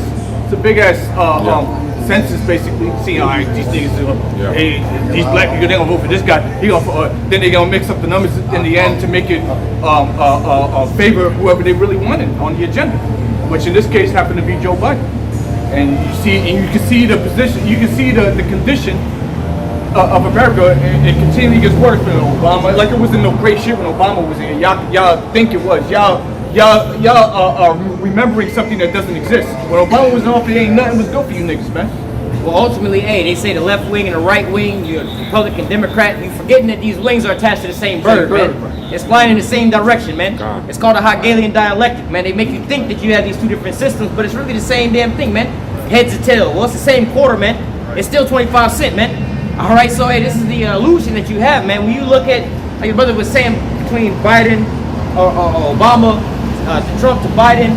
All right, well, Obama started signing certain things, all right, that Bush started. All right, and then Trump wound up signing things that Obama started. Change the name a little change bit. the names, but it's more in the same agenda, man. All right. Yeah, real quick, Isaiah 30 verse 7. Isaiah 30 verse 7, it says, "For the Egyptians helped in vain and to no purpose. Therefore have I cried concerning this, their strength is to sit still." So that's what we're going into the Egyptians, modern Egyptians being the modern Americans, so-called, and the Pharaoh would be the presidents, the rulers, an emperor, So when these men get put in office, they promote to help you, but ultimately to the purpose of, to truth's sake, they don't do nothing for Jake, Because Jake, like you're saying, they as long as you stay in the system, then everything's cool. But once you start stepping outside the rules, doing what we're doing, then it's the issue. Now we're the terror. Now we're issues because why? Because at the end of the day, they don't stand for truth. They stand for what? Their own agendas. And their own agenda is to have you chip and be plugged into this new world order. That's what I'm trying to tell you, but it's gonna be too late for a lot of people. I mean, we've been telling you that, and now it's really starting to make sense. And then some Jake's starting to get it a little bit, but majority of the nation, man, y'all still doing the same thing, expecting different results, bro. Okay, you can still go to the ballot and you can still put another cracker in the office. All right, and it's screwing your lives up. Okay, and money's constantly coming out of your pockets. Now you're starting to lose benefits. They're gonna start taking benefits away because a lot of you, Jake, don't want to get involved with the Jabaruski. You're not trying to do it. All right, you're trying to hold off as long as you can, I should say. Eventually, you're gonna get it. Okay, you're trying to hold off as long as you're trying to slip through the cracks type shit. But when they start taking away your benefits and all these things away from you, now it's like you're just gonna bow down to these cats. And that's what they really want. They want your obedience, right? And you're starting to bow down slowly to these cats to the point where your knees starting to touch the ground. Your head's gonna start to touch the ground, so the Lord's gonna smite you. And we've been telling you, man, it's still time. The doors of repentance is still open. The Lord still got His prophets out here. He ain't take the prophets off the street yet, so there's still a door that's still cracked open a little bit. You slide on in this thing, baby. Hey, but they didn't got comfortable over here, They got comfortable in these times they living in, their comfort and everything else like that. They haven't been preparing themselves for these times that we're living in right now, man. So it's harder for them to break away from these things, man. It's harder for them to so-called walk on faith, man. All right, go ahead, go on. Hosea 13, verse 9 through 10. Hosea 13, verse 9. O Israel, thou hast destroyed thyself, but in me is thine help. I will be thy king. Where is any other that may save thee in all thy cities? And thy judges of whom thou saidest, give me a king and prince. So that's the Lord, pretty much telling Jacob, look, man, who else gonna save me, man? All right, you desire the king over you in the book of 1 Samuel 8 chapter. I gave you the king, man. All right, and now look, they still want somebody to rule over him besides Yahweh Shem. So that's why I was gonna say, going to the other gods and crying to them in the time of your tribulation, man. Let them be your gods, man. Because Jake don't want the Lord to rule over him, man. Hey, that's the scripture say, choose you this day whom you will serve. Yeah. All right, you gonna serve the gods of this nation. You gonna serve the gods of your enemies. Well, as for me and my house, we're gonna serve Yahweh Shem Yahushai. It seems to be working for us, man. All right. So, hey, all the things that brothers are saying up here, we've been saying this since 2015. This particular camp. Okay. Then you got the elders and apostles that have been doing this for decades on. They've been saying this since the 90s. All right. And y'all was talking shit. Okay, now here it is 2021 and everything that these men were saying is speaking very clearly. Okay, to a point where when you walk by prophets, when you walk by these camps, you got to do one of these numbers. Yeah. You got to put your head down type shit instead of standing there looking and then as soon as you see something you don't like on one of the signs, you gonna open your goddamn mouth. You don't do that no more because you know that you're gonna get basically attacked on every side. It's gonna be a losing battle. Every time you come up against these men up here, you get slaughtered with the word, bro. Everything that we've been saying is right. We ain't coming up here just talking out of our emotions and shit. We're trying to really because it's just everybody's gonna be put to death. The Lord is letting you know that death is coming. We're letting you know as the Lord is speaking. We ain't the one speaking, bro. The Lord is using us as a mouthpiece, man. Okay, this is the Lord speaking through men. We just happen to be those men. We ain't asked for this. Okay, it just happens to be these men up here and these men all over the world, man. Letting you know what's about to happen, so when it does happen, you can't say you ain't know. You got it, bro. Yeah, we never got this. No, not you got you. Just grab it now. I got it. Oh, okay, come on. It's the book of 2 Thessalonians 2. I'm going to start at verse 7. It says, "For the mystery of iniquity doth already work. Only he who now letteth will let until he be taken out of the way. And then shall that wicked be revealed, whom the Lord shall consume with the spirit of his mouth, and shall destroy with the brightness of his coming." And when you go in the book of Amos, it says the Lord will do nothing but reveal his secrets unto his servants, the prophets. So now the wicked is being revealed. So like the brother was saying, man, hey, I used to walk by and say this and say that. Now, hey, now you walk by, we don't have to say anything to you, man. All you have to do is see the signs and think about what's going on around you in your everyday life, and you already know what it is, man. Yeah, we got that sign where it says you white people going into slavery. You can't say shit about it, bro. Yep. They're looking at it, trying to figure out what's going on. You see, go ahead. Starkey, you could be, you know, pasty white coming up here, straight Edomite coming out here. You see that offensive ass sign. You want to say something, but you know you can't say because it's right. Y'all the devil, man. Yep. And you know the Lord's gonna bring judgment upon you white people, bro. And we know it's Edomites, okay? We saying I'm just getting a little emotional. All right, but the Lord is gonna bring judgment upon the nation of Esau, Edom, okay? Which just so happens to be so-called white people. Well, some white people may be of the other nations, okay? So it ain't no skin color thing up here. Don't get it twisted. It's a spirit thing. It's a lineage thing. We can tell by the spirit that's on you that, oh man, this man's a heathen. Or this man ain't never gonna get it.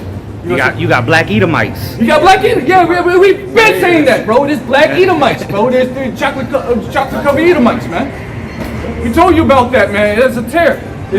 Scriptures tell you about the wheat and the tares. All right, them tares is them that, you know, they made the enemy done sowed the seed, you know, in another man's land. Okay, now here it is. You got some bald-headed black choco bliss Negro, but his pops was a straight devil.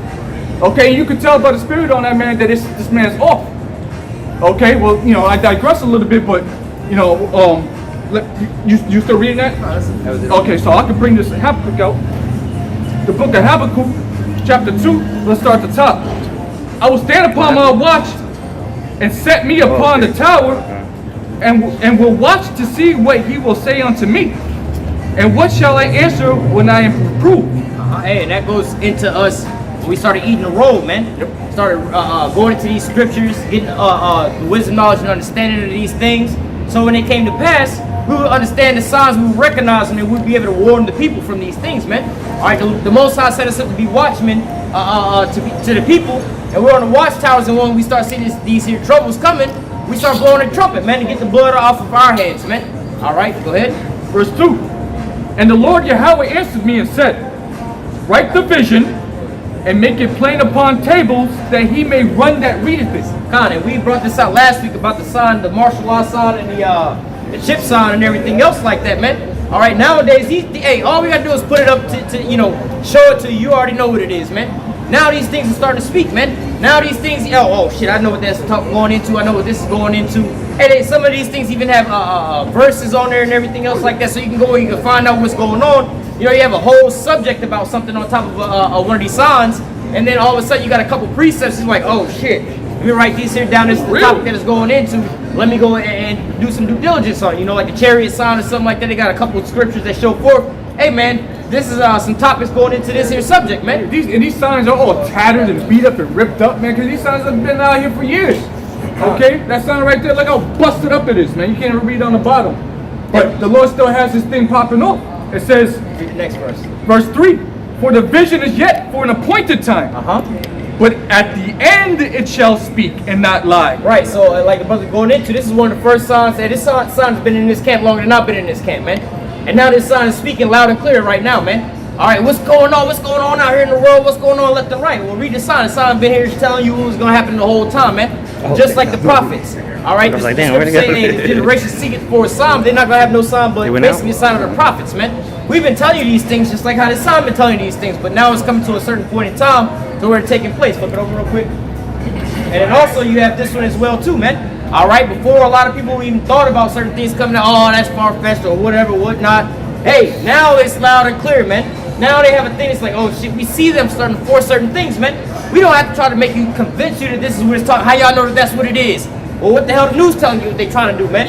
You can't go get this here job unless you got something put inside of you, right? Unless you participate certain ways.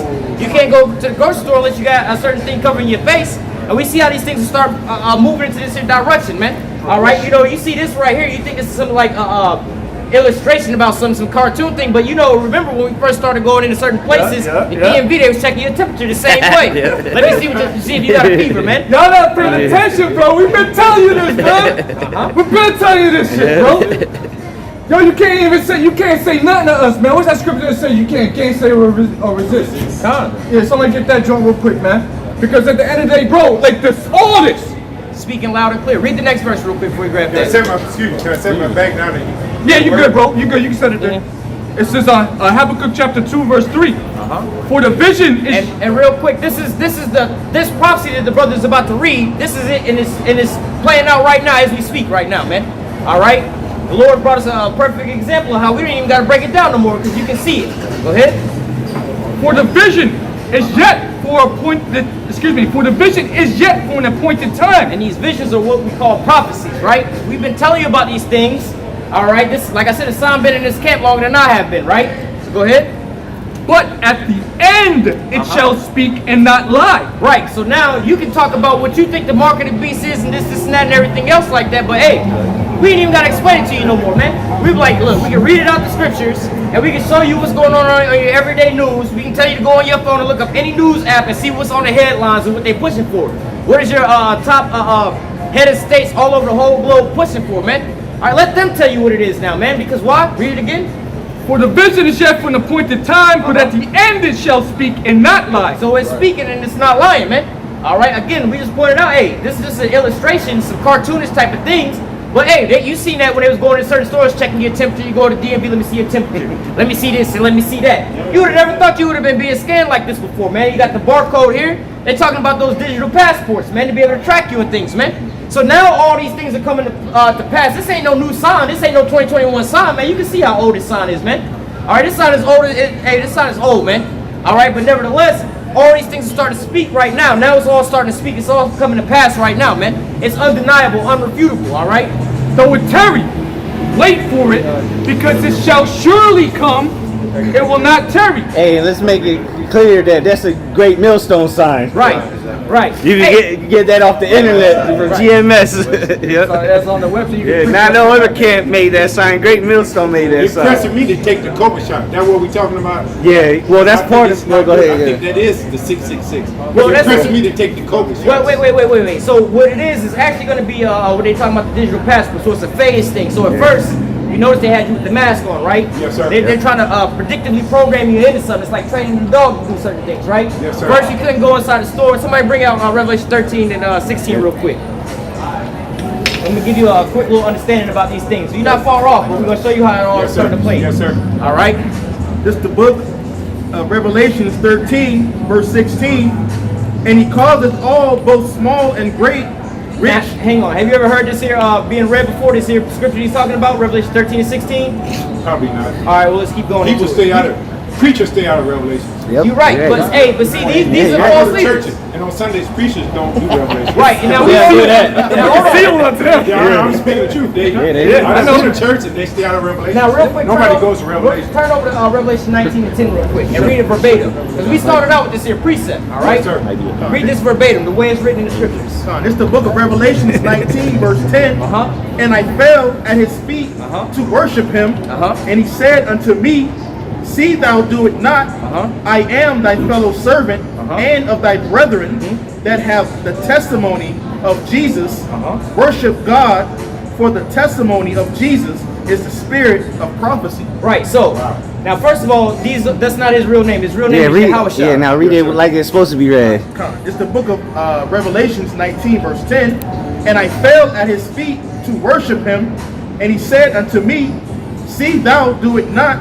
I am thy fellow servant and of thy brethren that have the testimony of Yahushua. Right. So now, just to give you a quick distinguish, what they're preaching in church is a little different than what we're preaching here, but it's based on the same thing. Now we're going to show you something. They said that the spirit of the Lord is the spirit of what? Prophet. We'll read it again. It says, I am thy fellow servant and of thy brethren that have the testimony of Yahushua. Worship the Most High, for the testimony of Yahushua is the spirit of prophecy. Now you said in church they don't really go in the book of Revelations. They don't really tell you about. They shy away from it. Right, they don't tell you about the visions, the prophecies, and things like that. Now what we're reading over here is about the vision or prophecy was for an appointed time, but at the end it shall speak.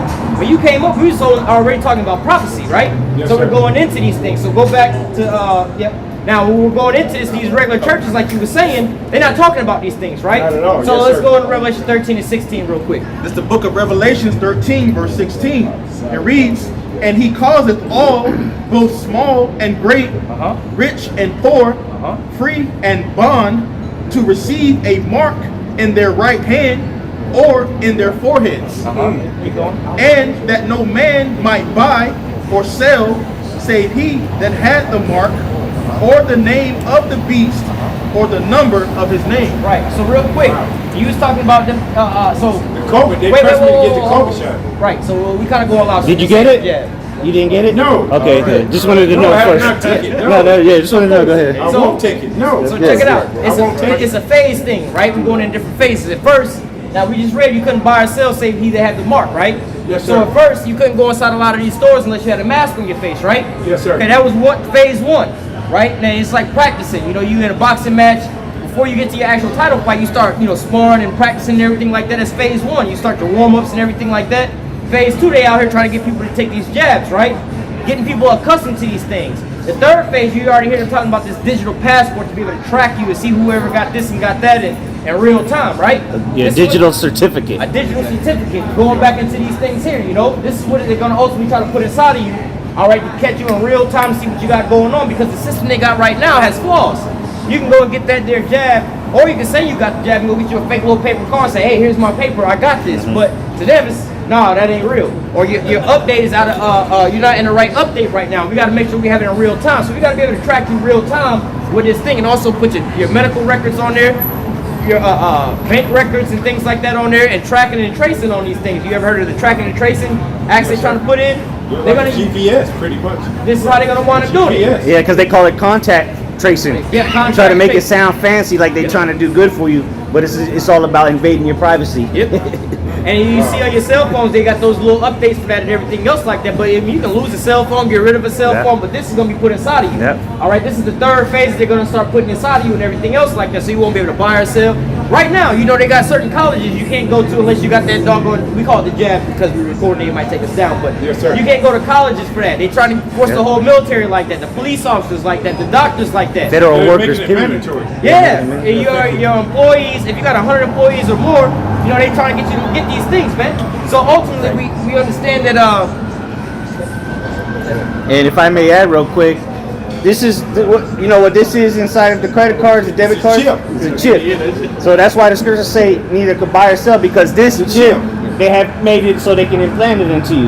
Yep, they got. That's why this is why they got people conditioned to use contactless payment, because ultimately they're gonna push it as a medical device, but it's gonna replace Let me cash. ask you one question, and I need to know this because it's scary right now. If we don't take the chip, which I have not, I ain't took no COVID-19 shot, how are we going to stand without it? Well, through the How do we Lord. survive and stand? We got you right here. Yeah, it's gonna be We through got the you right Lord. here. Yep. So you asked the question, and we're gonna bring you the answer out of the scriptures. In the Same book that Same pastors book. don't want to Yep. go into. Yeah, exactly. That's my question, because it's really scary right now where we at. It's scary, and we see it's all that's real, and everybody got any kind of common sense can see that. But how do we stand without it? Because they testing us to do it. And the Lord already answered your question before you came up here. It's reading the same book that you said these pastors ain't reading to you, right? At a sir. time like this, in a dangerous time, when you inside a building that's on fire right now, right? And they not showing you where the fire exit is. Do you think they got your best interest in mind? No, sir. No, sir. Exactly. So in a time of a fire, the only thing they should be telling you about is look for the fire exit, the fire exit, the fire exit. They shouldn't be asking you about reports and things like, did you get your daily report in and stuff? That's what they do in them churches. That prosperity doctrine. The Lord wants you to do this and that. But you asking great questions. We got the answers for you. So go ahead and bring it out. It's the book of Revelations, chapter 3, verse 10. Because thou hast kept the word of my patience, I also Hey, will read it a little louder because the sirens and shit, so the It's the camera. book of Revelations, chapter 3, verse 10. Because thou hast kept the word of my patience, I also will keep thee from the hour of temptation, which shall come upon all the world to try them that dwell upon the earth. Go ahead, brother. Yeah, so it's the hour of temptation right here. Yeah, that's good. This is what's going to try to That is the answer. Thank you. Thank y'all. Thank you. He says, since you kept that, since you didn't take this, you called upon the name, you got to know the name of the Lord. All right? And you didn't take this chip, he's going to keep you from that, meaning he's going to feed you.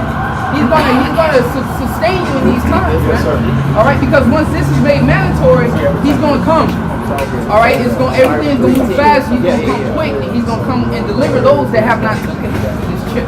All right? You got Hey, real quick, can you read it and grab me that real quick? We're gonna go further into that same thing, right? Sir, I just come up. I was at a ministry in Riverview to where I'm homeless, and then they brought me in, and it was mandatory to shave every morning. So I've been shaving my face every morning. My face, I had to shave every morning. If you don't shave, you get disciplined for not shaving. Damn. Which you have to do some extra duty type stuff what they ask for. You still I've there? been shaving every day. I've never put a razor on my face, but I've been doing it for the last 12 months, and I did it this morning just out of the habit that they had me. So you're not there, Slaughter, you're not there no more?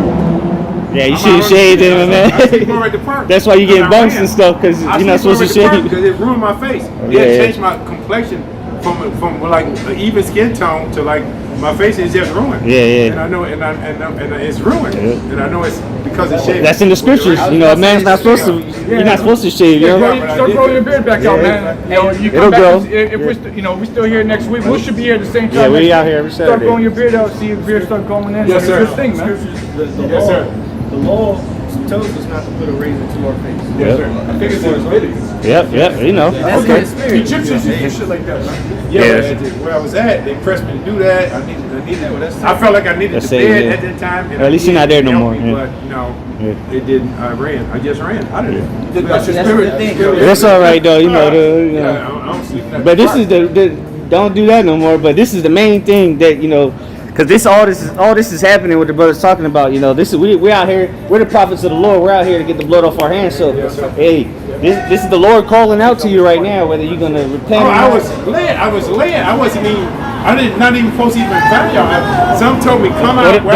The Lord brought you I was here. sitting at the park, and he said, "Turn this corner, turn that corner." I'm like, "Well, where am I going? What am I doing?" As soon as I turned this corner, I found y'all. So I know where I'm at. Do you know that you're an Israelite though? Do you know that? Because the Lord was only coming back for Israelites. Yes, sir. You know that, right? That's in the scriptures. So we're out here to warn our people not to take that chip, the mark of the beast. Because if you take that mark of the beast, he's gonna leave you here in America. And America's gonna anybody that takes that chip is gonna get it real quick in Revelation 14. Anybody that takes that chip and wants to be continuing society is going to ultimately die by nuclear missiles anyway. So it's pointless to take that chip because it's guaranteed you're going to die in nuclear fire. Go It's ahead. not comfortable. Everything they pushing out, you might not be able to go to work. You can't make your money. You can't do this. I'm just not comfortable with that, and I know that's wrong. Yeah. I don't feel. Well, listen to what the scriptures I though. feel absolutely the opposite of not doing that. Good, you should, as the scripture should say. But listen to this. This should put fear in your heart to not. You say you don't want to take the chip, but when you can't buy food, your mind might change. So you want to pray that you don't take it. So read what happens if you take it real quick. Yes, sir. This is the book of Revelations 14, verse 9. And the third angel followed them, saying with a loud voice, if any man worship the beast and his image, and receive his mark in his forehead or in his hand, the same shall drink of the wine of the wrath of the Most High, which is poured out without mixture into the cup of his indignation, and he shall be tormented with fire and brimstone in the presence of the holy angels and in the presence of the Lamb. So ultimately, have you ever Revelations? That's Revelation. Have you ever heard? See, I ain't never heard that. because the pastors They say out of that. hey, because the pastors are trying to lead. They're trying to lead you. The blind leading the blind. They're trying to keep you from this. The Lord said you got a small sanctuary. All right, this is going to be the elect. It's a small remnant. So this is something that's strange to everybody else, man. Those mega churches, they normally be packed, asking you for money and everything else like that. Hey, we're not asking nobody for money. We're on the highways and the byways, out in the open, professing the Lord's words, but yet and still, like with about Noah and the ark, only 8 souls got saved out of the whole planet, right? So you see, it's a small sanctuary here. We're giving you out the truth, but these mega churches are packed, right? But they're not reading you none of these things, and these are the things that's happening right now. Right now, you ever heard of the term of the lake of fire? Yes, sir. Right, that's going to be from coast to coast here in America when they get hit with the thermonuclear missiles. That's not like hell underneath the earth where you go where the devil is. That's a fable. Okay, when it's talking about hell, the lake of fire and brimstone, that's talking about destruction. Yeah, that's Greek mythology. Hades, So Hades, and all that. destruction is coming in the future. These are future prophecies that the Lord is trying to warn people about. Hey, read that again though. Break it down to him. Wow, man. Because look, you got to understand what that just said. You said that was scary, right? What you say? You never heard that before. It's kind of spooky, ain't it? Like I've been going to church since I was a little boy, but in church, nobody preaches Revelations. They stay out of that. And then when I go to Revelations, it's like a scary thing, so I stay out of that. Well, let me tell you, scary. even if they read it at church, they're just gonna read through it, and that's it. We're gonna tell you what that means right now. In church, they preach a in church, they preach a sermon. Yeah, and that's not what the Bible's about, though. And that's what forgiveness is okay. And look, we're gonna show you why that's like that. We're gonna break that down further. But you just made a good point about they stay away from that. You need to from the top. This is the book of Revelations, chapter 5, starting at verse 1. And I saw in the right hand of him that sat on the throne a book written within, and on the backside sealed with 7 seals. That's talking about the Bible. Now it's not actually sealed where you can't open it up, but it's talking about that you can't get the understanding of this, right? Keep reading. Nobody's gonna be able to get the understanding of this. Go ahead. Verse 2. And I saw a strong angel proclaiming with a loud voice, who is worthy to open the book and to loose the seals thereof. And no man in heaven, nor in the earth, neither under the earth, was able to open the book, neither to look therein. Right, so basically, nobody, keep staying right there. Nobody is able to break down the scriptures, the prophecies in this here book, right? Yes, sir. Keep going. Verse 4. And I wept much, because no man was found worthy to open and to read the book, neither to look thereon. Keep going. And of one of the elders saith unto me, weep not. Behold, the Lion of the tribe of Judah, the root of David, hath prevailed to open the book and to loose the 7 seals thereof. Right, so that will go into Yahushua, what the world calls Jesus, right? Now go back to 14 real quick. Now, so he was the only one that was able to get this here understanding of the things, the prophecies, and everything that's in this here book, right? Yes, sir. It said no man was able to learn anything. Give us a second. No man was able to understand what was going on except for the Lord, right? Yes, sir. Now go ahead from the top, I believe. Revelation 14:1. All right, this is the book of Revelations 14, verse 1. And I looked, and lo, a lamb stood on the Mount Zion. And the lamb is going to be who the world calls Jesus again, Yahushua. Yes, sir. Yes, sir. And I looked, and lo, a lamb stood on the Mount Zion, and with him 144,000, having his father's name written in their foreheads. Right, so first and foremost, that name is that knowledge, the understanding. So the book was sealed, right? Nobody could get it. So see, we just had somebody was stumbling. You just see it play out right then and there. Whoa, stumbling over these things, right? The devil can always do his part. Right, you see how it come up and I see it. He says his people, it's a distraction. Right. You stop see, me from getting. you see how it all plays out. It's all about to stop me from getting what y'all bring to me. Right. That's all it was about. He didn't want nothing. Right, but see, it It's said distraction. it Yeah. goes He didn't in. come for one reason, to stop me from getting. That's exactly right. But it said that Yahushua was the only one who was able to understand the words in the book, right? Yes, sir. And we're reading over here in the same chapter that we were just reading in, Revelation 14, that he gave it to his 144,000. All right, it's going to be a new song. Go ahead, keep reading. Verse 2. And I heard a voice from heaven, as the voice of many waters, and as the voice of a great thunder. And I heard the voice of harpers harping with their harps. And they sung, as it were, a new song before the throne and before the 4 beasts and the elders. Real quick, now it says a new song, right? Now we're reading out of the regular King James Bible that you hear in your church, right? But we tell you something completely different than what you hear over there, right there. They say God loves the whole world and everybody getting saved. But there's a sign right there by you that's showing you only the so-called Negroes, Latinos, and Native Americans on that sign, right? You've never heard anything like that inside the churches before, ever. They don't even go into those things. You confess They out of your didn't teach own me mouth. that in school neither. You confess out of your own mouth. They don't even go into the book of Revelations, right? Yes, sir. So this is all something new that you've been preached out of the scriptures, right? Hey, real quick, if I may add, the whole Bible is about Israelites, and you barely hear about Israelites in the churches At all. The Bible is actually a super racist book. Yep. If you want to be like using technical terms of what the world would say, God is racist. Okay, we're not up here just being blatantly racist for no reason. No, we're reading everything out of the Bible. When the Lord says that He's only here for the Israelites are still here on the earth. Not everybody on the earth is an Israelite. Amos 3:1. Go ahead and pull that real quick. Amos 3:1. I got you. That's good. Yeah, it's beautiful because we're Israelites. So hell yeah, it's good. I want to share with you where I'm at, man. And, Well, hold on. I don't Let's know. finish giving you this here word because we out here feeding the Lord's sheep, right? You said you were scared about what we're gonna read down here in Revelation 14. All right, about the judgment and how to get out of these things. So we're trying to give you that first and foremost. But go ahead. Yes, sir. This is in the book of Amos, the 3rd chapter and the 1st verse, right from the top. Hear this word that the Lord Yahweh The Father's name. has spoken against you, O children of Israel. Children of Israel. Children of Israel. All right, so he's talking about the children of Israel. Now, the churches say, oh, those are spiritual Israelites, right? Yes, sir. You've heard that term before, right? Yes, sir. We talking about physical Israelites, the people that's on that sign, right? Keep Yes, going. sir. Against the whole family which I brought up from the land of Egypt. Right, so for one, you heard about that story about the people that actually left up out of the land of Egypt, right? In Exodus, right? There was two different groups of people. There was a group of Egyptians that got drowned in the Red Sea, and there was a group of people that was called the Israelites that walked up out of there, right? Yes, sir. But then there was other nations that was around about, like Moab, Ammon. You may have heard of them, but other nations that was around about, they didn't come out of Egypt. Only the Israelites came up out of Egypt, right? Yes, sir. So these same people are our same people that's down on those signs, so-called Negroes, Latinos, and Native Americans. And when you read throughout the scriptures, those are the same people that keep going into captivity under the Babylonians, the Assyrians, the Greeks, the Romans, and here and today in America, man.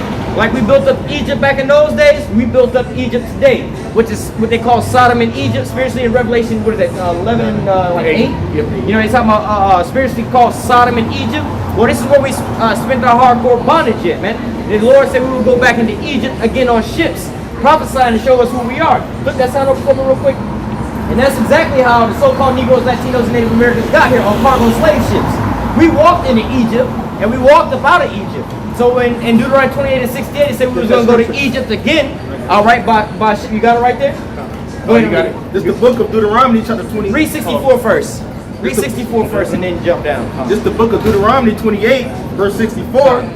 And the Lord shall scatter thee among all people from the one end of the earth even unto the other, and there thou shalt serve other gods. Hold on, real quick. The scripture just said the Lord thy God will scatter thee into the four corners of the earth, from one end of the earth to the other end of the earth, right? Yes, So you have to think about in history, right? So this is a prophecy telling us who we are. This is how we know this is who it's talking about in the scriptures. We're the only nation on the face of the earth that's ever been put in cargo slave ships and moved around the whole earth. This is what they call the transatlantic slave trade. Somebody give me Joel chapter 3 real quick. But this is what they call the transatlantic slave trade, all right? This is how so-called Negroes, Latinos, and Native Americans, because before the Negroes came over here, for about 100 and so odd years, they was taking the so-called Latinos and Native Americans and transporting them back onto the other side of the globe, right? We're the only group of people that this ever happened to, that we've been scattered into the four corners of the earth. Every country in the whole globe of the earth, you can find a so-called Negro population. Yes, sir. All right? We're the only people that this happened to, Wow. all right? Wow. Hold that real quick. Go ahead with that. It's the book of Joel, chapter 3. Let's start at verse 6, I think. Where's it at? Where you at? Yeah, go to 3. Go to 3. That's where kind of the point is. It says, I'll start at verse 2. It says, so Joel chapter 3 verse 2, just to make sense of it. Yep. I will also gather all nations, and I will bring them down into the valley of Jehoshaphat, and I will plead with them there for my people. Hey, real quick, so because we was reading into this earlier. This sir. is the whole reason why all these nations are being gathered into the Middle East right now. Yes, sir. Because they all put their hands on the Most High's children. All the things that's been done into us from this, the rape, robbery, the murder, the slavery, and all these things. Come on, grab that sign down there. All right, this is what's been happening to us from the time we got over here all the way up into this here time now, man. The old school Instagram right here, man. They done took pictures of all these different things like that. Hey, real quick, can you grab me Daniel chapter 9, verse 12 real quick? But these things here are the things that's been happening to us from, since. But these things happen because we sinned against our power. We went off against God, and this is our punishment. All right, but now we're coming to a time where they say you need to be saved. We're about to be delivered from out of the hands of our enemies. All right, we was put on punishment for a short amount of time, well, a long amount of time to us. Yes, sir. But now we're getting off of punishment. That's going to be us being delivered. Go ahead, real quick. So, Daniel chapter 9, start at verse 11. Daniel 9, verse 11. Yea, all Israel have transgressed thy law, even by departing, that they might not obey thy voice. Therefore the curse is poured upon us in the oath that is written in the law of Moses, the servant of Most High, because we have sinned against him. Stop real quick. Go ahead and read that again. So now he's talking about the curse that was written in Moses. Now Yes, sir. we're going to read it right here. Go ahead. Yes, sir. This is the book of Deuteronomy 28, verse 64. And the Lord shall scatter thee among all people from the one end of the earth even unto the other, and there thou shalt serve other gods, which neither thou nor thy fathers have known, even wood and stone. And we've been serving all these other religions. We in Islam and all those different things and stuff like that to this same day, right? All the different Catholicism and all these different things, right? Keep going. These are prophecies, or the curses that will happen upon us, so we can identify us in the later days. This is Moses writing these things right here, but it played out now. All right, go ahead. This is Deuteronomy 28, 68. And the Lord Yahweh shall bring thee into Egypt again with ships. Right, real quick. I believe it was a 3-day journey for a pregnant Mary to walk into Egypt, right? Yes, sir. Around that time, they was going out there for basically they was running from Herod, right? They was running off that way, so she was pregnant walking that way, right? So they walked into Egypt, right? We walked up out of Egypt, right? So now it's talking about a different Egypt, a bondage. This place really it means bondage. This place is straits. All right, go ahead. Mizraim. Yes, sir. Go ahead. All right, Deuteronomy 28, 68. And the Lord Yahweh shall bring thee into Egypt again with ships. By the way thereof I spake unto thee, thou shalt see it no more again. Right, and so the last thing that we think of that we are Israelites, or from the land of Israel in the Middle East. We ain't been back over there like that in the masses. We came over here on cargo slave ships, all right? Now, read that again. Or read the next verse, verse 12. Daniel chapter 9. So he was just reading about the curses that fell upon us. These were the curses that was prescribed to happen unto us, and now we're going to keep going. Go ahead. Yes, sir. Daniel 9, verse 12. And have confirmed his words. Right, confirm the words that we just read over here. Which he spake against us and against our judges that judged us by bringing upon us a great evil. Right. Part of this great evil, well, the main great evil is these curses, but part of that was Esau, Edom, the so-called white man, and these other nations who wound up doing these things unto us. Right, go ahead. It says, for under the whole heaven have not been done as hath been done unto Jerusalem. Right, so you'll hear those so-called Jewish people talk about the Holocaust and 6 million of them dying. You know that over 99 million of the so-called Negroes died in the Middle Passage alone just getting over here? You know that more than 100 million Native Americans got slaughtered over here on this here land? All right, you ever heard the term gator bait the football team talk about? They used to feed our children to gators so they can get gator purses and gator belts. You know the term barbecue and picnics? They will pick a nigga and barbecue his ass right here, man, and burn it. These are real pictures they used to take and send to their people, man. All right, yoke of irons, they used to put yoke of irons over our necks and things like that, man. Yes, sir. All right, so we was destroyed. All these things are written about in the scriptures that will happen to the Lord's people, unto God's people. These things will happen. These are all punishments. So if they were written in the scriptures and they happen, we have multiple different books, multiple different places talking about these things. You look around the earth and you see who does this fit. The so-called Jewish people that's over in the land of Israel, they flew over there by the mandate of another so-called Jewish man, all right, in the Balfour Declaration, and it's only like 6 million of them. More than us, we can just take their whole entire population. It's like 6 to 8 million of them. 99 million of us died in the transatlantic slave trade, man. All right, so that blows that shit out the water from a long way. All right, we just talking about the ones that died just getting over here, not the ones that was born over here from generation to generation and this happening to them. Not the ones that died in the crack era and the heroin epidemic. Not the ones that died. 99 million died just coming over here. From Africa over the years, to here. Yeah, they've thousands been of ships. Yeah, they've been transported. They don't teach you that in school. Of course not. Hey, even into this day, they still have the sharks that swim that same path, right? Because of all the blood that was in the water, man. And something spiritual is, them hurricanes all start out on the slave coast of Africa. They take the same path the slave ships come, and where the first slave ships start dropping them off is where the hurricanes come above water at that point, and they start becoming hurricanes. And they take the same path that the slave ship take. They usually always go through the Caribbean islands. That's the same path they Exactly. take. They don't go no other way. That's showing you what's really going on. So as we read, there's been nothing more horrible that's been done to any other nation, the people on the face of the earth, that's been done to the so-called Negroes, Latinos, and Native Americans. They want to talk about 6 million of them being gassed, 6 million of them being whatever. Like I said, we could just take one account. 99 million in the Middle Passage dying alone. 100 million Native Americans that have been slaughtered off on this here land, man. You don't even see the Native Americans like that no more, right? Seminole Indians. Seminole Indians. You don't even see them. They wiped them off the face of the earth. That's right. The Seminole Indians were the Well, they tried. They tried. Right here for their land. There you go. That's the other sign right there.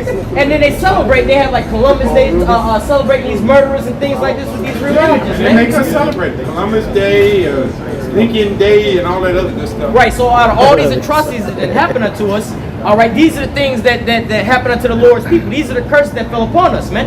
Yes, All right. sir. So these are the signs that's showing us who we are. All right. So we can go into the scriptures and we can pull these things out. Where you was at? Yeah, you was doing that. Where you was at? I said Joel had. Go ahead, Joel. Give me that Joel. Though. Okay, yeah, Finish so off with this. let me finish off what I was here at Joel chapter 3. I was in verse 2. It says, I will also gather all nations and will bring them down into the valley of Jehoshaphat. Right. This is why World War III is about to start taking place. Go ahead. And I will plead with them there for Judgment. my people, for my people and for mine heritage Israel, whom they have scattered among all nations and parted my land. Right. So you know that the Puerto Ricans, they're not native to that land, Puerto Rico, or the Haitians not native to that land over there. They was all pretty much brought into these areas and moved around into these areas. You know that, right? So It got enslaved. and got enslaved. That's them people that's on that list. They all have the same backstory. They're all from the Middle East. And one thing that they all have in common is their oppressors, all the same one person. The so-called white man is reigning over top of all these people oppressing them. But the Latins and the Native Americans, like the ones in South America, Central America, the Caribbean islands, a lot of them came here thousands of years ago during the Assyrian captivity. And then that's why, like the sign said, Christopher Columbus and all them came, because they knew the Israelites were over here. And then they brought the rest of the Israelites over here. And we can grab that in the scriptures as well, Sir, too. I have one important question. What's up? And it's about me. So I work every day, right? I work every day. I get a nice weekly check, about $450 after taxes. I bring home about $450. But I'm in Egypt right now because I drink alcohol every day, smoke crack on weekends or whatever I feel like it, and fornicate. That's my Egypt. If you can help me and show me the way, man, I'll follow. We got you. I'm stuck. Give me Romans 8 real quick. Hey, because ultimately, the thing is we got to come back to the Most High, man. All right, that's going to be our salvation. All right, ultimately you play because of the fact that you in hell. All right, you don't understand that you in hell. All right, you going back and forth. This is straight hell for us, man. Hell is a condition. All right, hell is a But I condition. need to share that with you, man, 'cause that's where I'm at, man. Well, hey, Everything real you're saying quick, is great. definitely you need to repent to the Most High and stop smoking crack right away. All right, that's the first step you need to do. You need to repent to Yahweh by Hashem Yahweh Shai. Yahweh being the Heavenly Father, Yahweh Shai being the Son. Yes, sir. Yahweh, in the name of his Yahweh Shai, Yahweh by Hashem Yahweh Shai. Repent back, and then change your ways, man. That's what repent really means. You got to show the Lord, But go ahead, brother. This is Acts chapter 17 in verse 30. Acts 17 verse 30 says, "At the times of this ignorance, the Most High winked at, but now commandeth all men everywhere to repent." Yeah, so now at this point, you got to stop whatever you're doing out there. You got to stop it, bro. Now you've been called.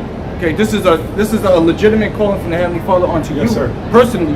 Yes, sir. For you to come up here against the, in front of the prophets of the Most High, the Lord is showing you mercy. This is a hand of mercy for you specifically. All these people walking up and down the block, man. He's not calling them right now. He's calling you. Yes, sir. So all these things you're doing, defiling your temple, all right? I don't know what it is you're doing out there. You said fornicating. You got to stop that shit, Drinking bro. alcohol. I'm drinking alcohol every day, smoking crack on the weekends, and fornicating. Okay, well, Those are the things. alcohol is one thing. Okay, it ain't a sin to drink alcohol, but if you're out here being a drunkard, then that's a problem. Smoking crack, that's bad. Obviously, it's bad. Okay, and I know it's addicting, but And I'm fornicating with strange women that I don't know. And every day I wake up, I feel worse. Are you, the women that we seek after is wisdom. Okay, now you need to seek after wisdom. All this stuff for the flesh, it's not going to profit you anything. All right, right now we're in the end. The Lord is about to bring death upon the earth. Okay, death. All these people out here, the Lord don't want them, bro. He's going to kill them. He's going to kill everybody, bro. But he's only going to save his elect. The next verse. Wow.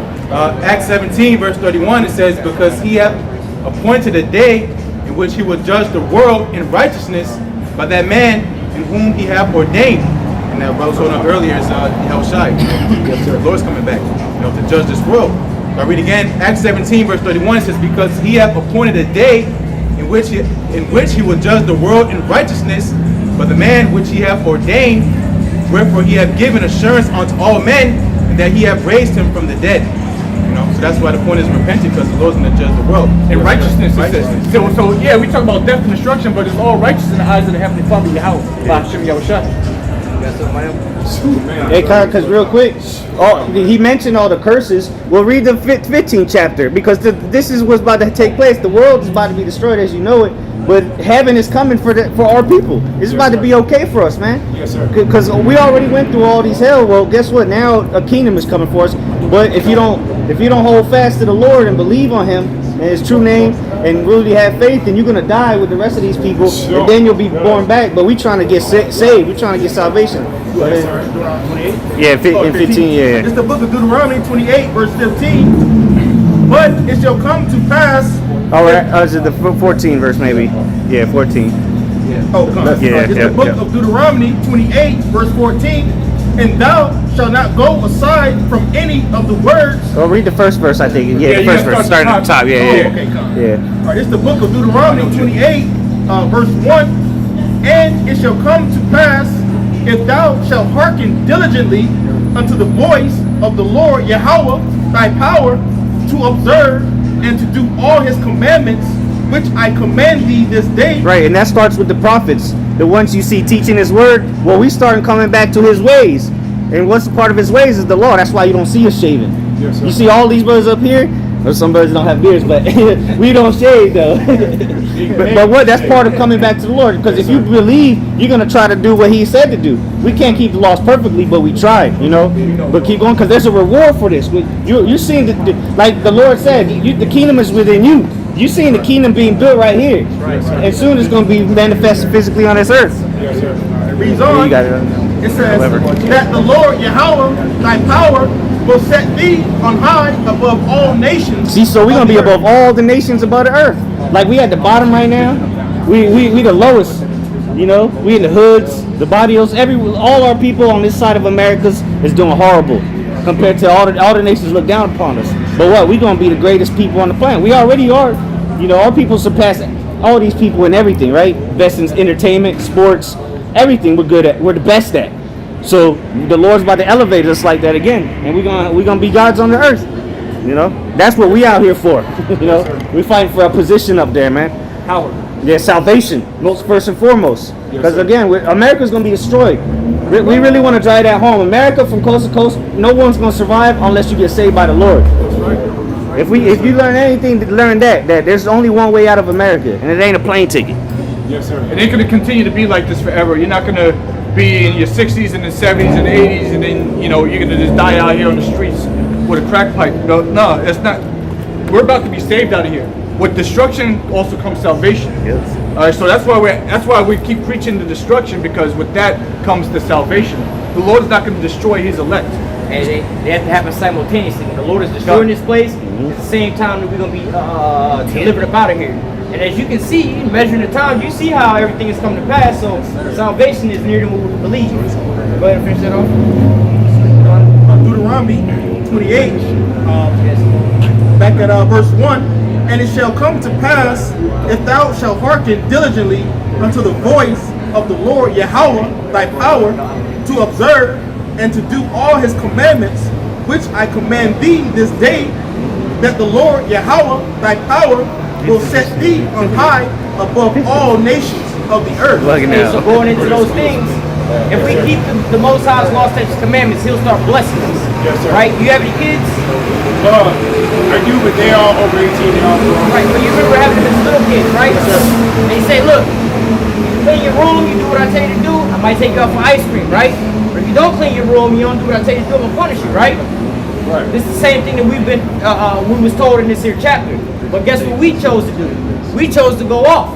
So now we have to bear the indignation of the Lord because we sinned against Him, right? But now we're trying to make our call and election sure by returning back unto the Lord, repenting, and the Lord may have mercy upon us and save us and deliver us from these the destruction that's coming to pass.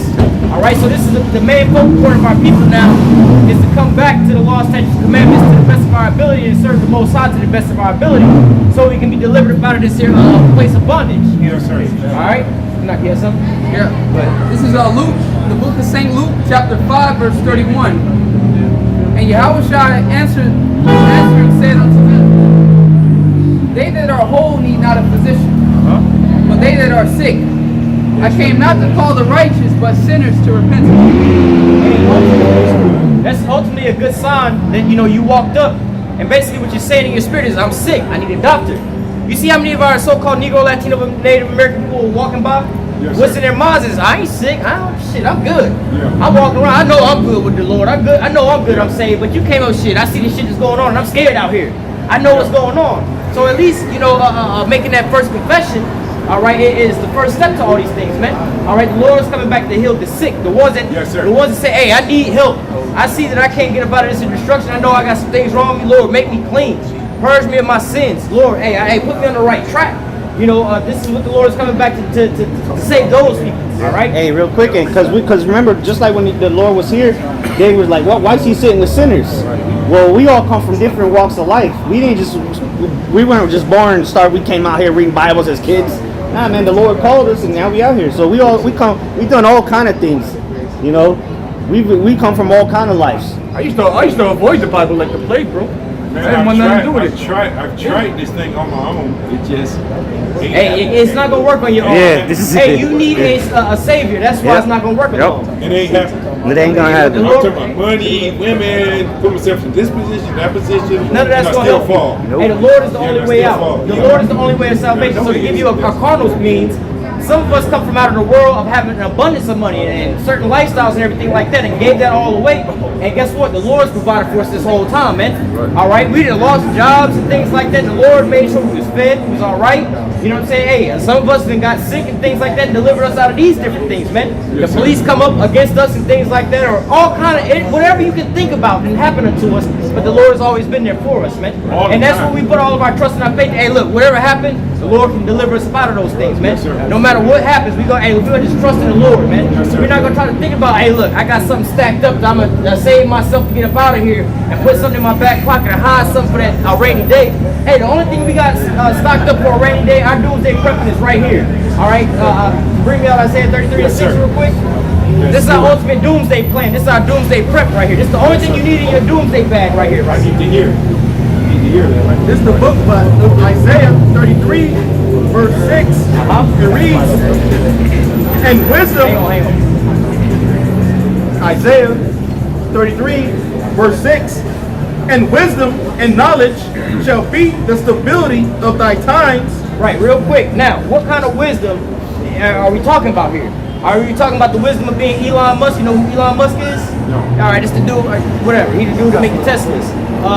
Bill Gates. You know who Bill Gates is? Yes, sir. Are we talking about the wisdom Bill Gates got? No, we're not talking about that, because Bill Gates can't be saved from these things, because you have to understand what's coming down the pipeline. What's actually coming to get your ass. It's the Most High's coming to get your ass with prophecies, man. America thought that they could withstand a lot of different things. We was going into this earlier. Oh, I own my own business. They can't never really shut me down. But the Most High caught you out of a way that you couldn't even see coming. So what is it talking about? Wisdom and knowledge should be the stability of that time. The wisdom and knowledge of these here scriptures. The things that's written in this here book. Understanding the things that's written in the Rome and the prophecies and things like that to be able to move certain types of ways. Some people say, hey, look, I got all the money in the world. They wind up taking that little chip in their hand or whatever. Everybody getting shut down right now. Right, but see, you may be somebody that's super wise and got all this here money in this inside the world. LeBron James, Jay-Z's, these super rich. But then you wind up going around and taking one of these little things right here, or you get a shot, like you dumb as hell. All that so-called street wisdom and wisdom you got in this here world is up to naught if you go out here and willingly take this. All right, you can be a lowly homeless person in the world and really ain't got nothing. Everybody's looking down upon you, but you smart enough to know what the hell this is. You like, I ain't fucking with that. And when the missiles start coming down, all right, and then what we call the chariots come and deliver you up, you gonna be looking like the wisest person. Somebody can grab that in Wisdom of Solomon 5 about the strangeness of their salvation.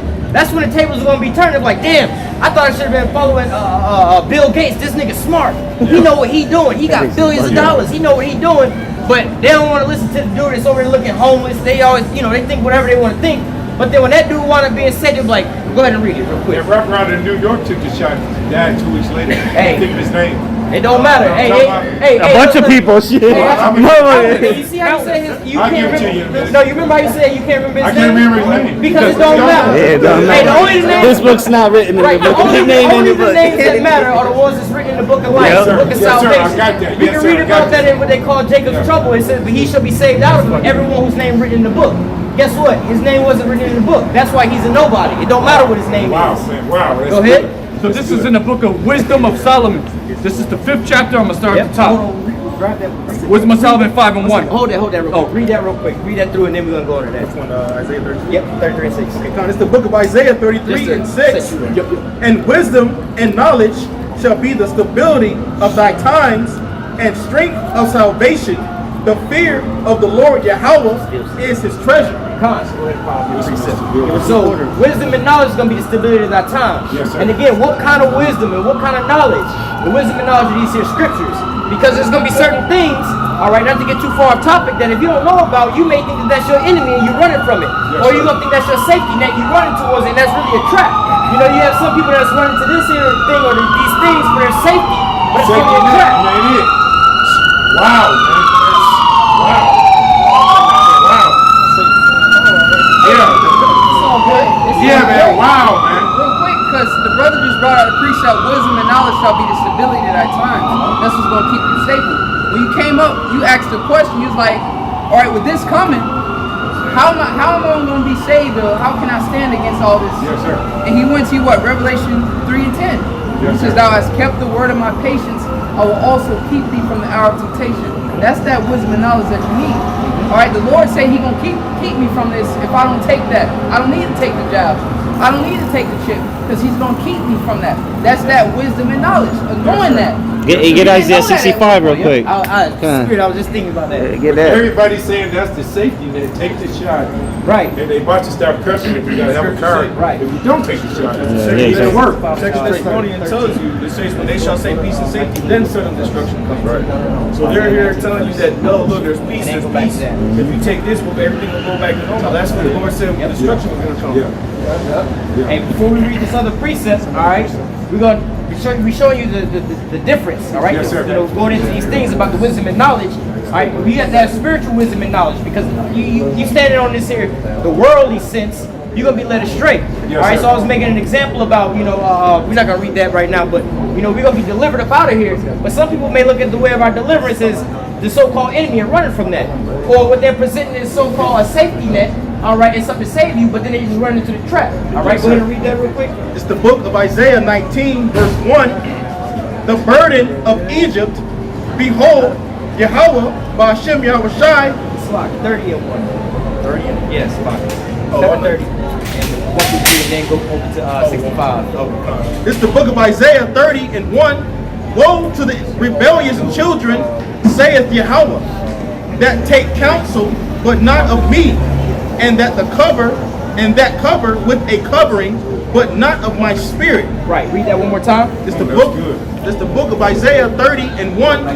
Woe to the rebellious children, saith Yahweh. So the rebellious children is talking about basically the so-called Negroes, Latinos, and Native Americans. No matter how much you want to keep trying to show them, and how much you want to tell them, like, look, we came over here on cargo slave ships because we didn't want to listen. Our people will listen for a little while and they'll go right on back out. They hard-headed, they stiff-necked. All right, our rebellious children, we tell them about certain things. How many folks is in church saying they believe in the Lord, they believe in everything else like that, but they run down to go get, take their shots and everything like that, man? All right, our rebellious people. You want to say something? All right, go ahead. Well, shit, that's me.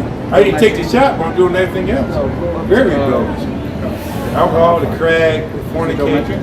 I did everything but the shot. I did everything but that. It's the book of Isaiah 30, verse 1. Woe to the rebellious children, saith Yahweh, that take counsel, but not of me, and that cover with a covering, but not of my spirit. Right, so they take counsel, but not of the Most High. We telling you, hey, don't mess around with this, right? Yes, sir. But the world is telling you, take counsel. Hey, if you don't take this, we're all gonna die. We want the economy back going. We want this and that. So you got two different people, right? We was reading in Revelation 14 about keeping from the hour of temptation. When you go into that, you say you love the Lord. Now the Lord's got to try you a certain type of way, right? Now when you go into that mark, or the word for mark is going in Quran, but it's a sign of ownership of who you serve, what master you serve, right? Yes, who is your God? Is basically what it's saying, right? So now when you coming into this, it's like, yo, read that again. That's good. Going back in Isaiah 30, verse 1, woe to the rebellious children, saith the Lord Yahweh, that take counsel, but not of me. Right, so you're saying you serve the Lord, but you're taking counsel, you're taking advice. I told you not to take this. They telling you everything is going to fall and collapse if you don't take this, right? You see what I'm saying? There's two different counsels. Go ahead. It reads on, and that cover with a covering, but not of my spirit, that they may add sin to sin. Right, so they take a covering, but it's not of his spirit. They want to cover themselves from the tribulations that's coming, the trials and tribulations and dangers, but not of the Lord's spirit, right? So now, as testimonies, we've all been around people that may have been sick and this and that and everything like that. We're fine. If we get a little sick, the Lord deliver us. And we're not running out there for that to save us. You see what I'm saying? We still out here with jobs and everything else like that. Hey, look, man, they can take away our job tomorrow. We didn't got the emails about certain things, but guess what? The Lord opened up another door for us, man. Yes, all right, so we're taking counsel of the Lord, no matter what they put up into our face, what they threaten us with. Hey, you know, hey, Revelation 2 and 10 say they're gonna try to cast some of you into jail. So be it, man. The Lord can deliver us up out of that, man. We're not really worried about what y'all can do. The one thing that we are worried about is displeasing the Most High, because but if anything, you know what I'm saying, we don't want the Lord to leave us out there straight. Take this knowledge from us so that one day we just blindly walk into this. All right. Go ahead. This is the book of Isaiah 30 and 1, verse 2. It says, that walk to go down into Egypt and have not asked at my mouth to strengthen themselves in the strength of Pharaoh. Right, so in Egypt, and this Pharaoh is talking about here in America. So they're going on to Dr. Fauci, the people on the news. Dr. Fauci said this, and the news said that, and they saying this. So we need to go do this. What did God say? You want to listen to all these damn Edomites? First of all, the scripture say never trust thy enemy. We done broke down to you how we got here, right? The so-called white man put us in the cargo slave ships and lied to us about a lot of different things. And you know about the Tuskegee experiment, giving us syphilis, the smallpox they did to the Native Americans. Yes, sir. You see how they put crack and heroin in our neighborhoods and things like that, man? Yes, sir. This same nigga that's been putting all this shit on to us is the same people that our people are running to for help and for information. Well, what about the Lord? What about the Lord who sent his only begotten son to die for our sins? What about the Lord that raised up young men that's just like you from the same conditions as you and to teach you this word, man? None of them so-called white people are showing you who you are according to the scriptures, but the Lord set up people to show you those things like that, right? Showing you real love. So there's a comparison of the Lord side and then this Egyptian side. These Egyptians, these demons over here, right? Go ahead, read it again. Read it aloud. Back in Isaiah 30, verse 2, Yeah, 2 again. it reads, that walk to go down into Egypt and Right, so now I'm pretty sure you heard some people say, hey, look, man, hey, y'all seen the news, man, they got these niggas out here dying left and right. Y'all better go down there and go get that shot. Y'all done if y'all don't. They taking that wisdom and that knowledge of Egypt. They taking that Egyptian advice. But then these the same niggas that be like, man, they told me I can go do this and then they fucked me over. When they told me to go get this and they took in 2008, the housing crisis. They tried to give all black people nice houses and everything to pull the plug. Vote for Biden and he gonna help you out. Then Biden fuck you over. Vote for Obama, then Obama fuck you over. So how long we gonna keep trying this with our stiff-necked, hard-headed ass, man? You niggas don't learn. That's why the Most High gotta put 2/3 of our people to death. Right? Keep reading. Wow. Isaiah 30, verse Hey, wait, 2. if these was your children, That's right? scary. If these was your children, wouldn't you deal with them the same way? Like, son, I told you, stop messing with Ray them down the block. I would have Stop to. selling them damn drugs, because you gonna get you and me both locked up. They're gonna take away all that shit. But you wanna keep down there. his head and take him out. And why you think we went into captivity? Well, he take me out. You see, this is why the Most High gotta destroy 2/3 of our people. So go ahead. Wow. This is the book of Isaiah 30, verse 2. That walk to go down into Egypt and have not asked at my mouth. So you don't went to your oppressors and asked your oppressors to save you, but your oppressors is the one that brought the hell upon you. See what I'm saying?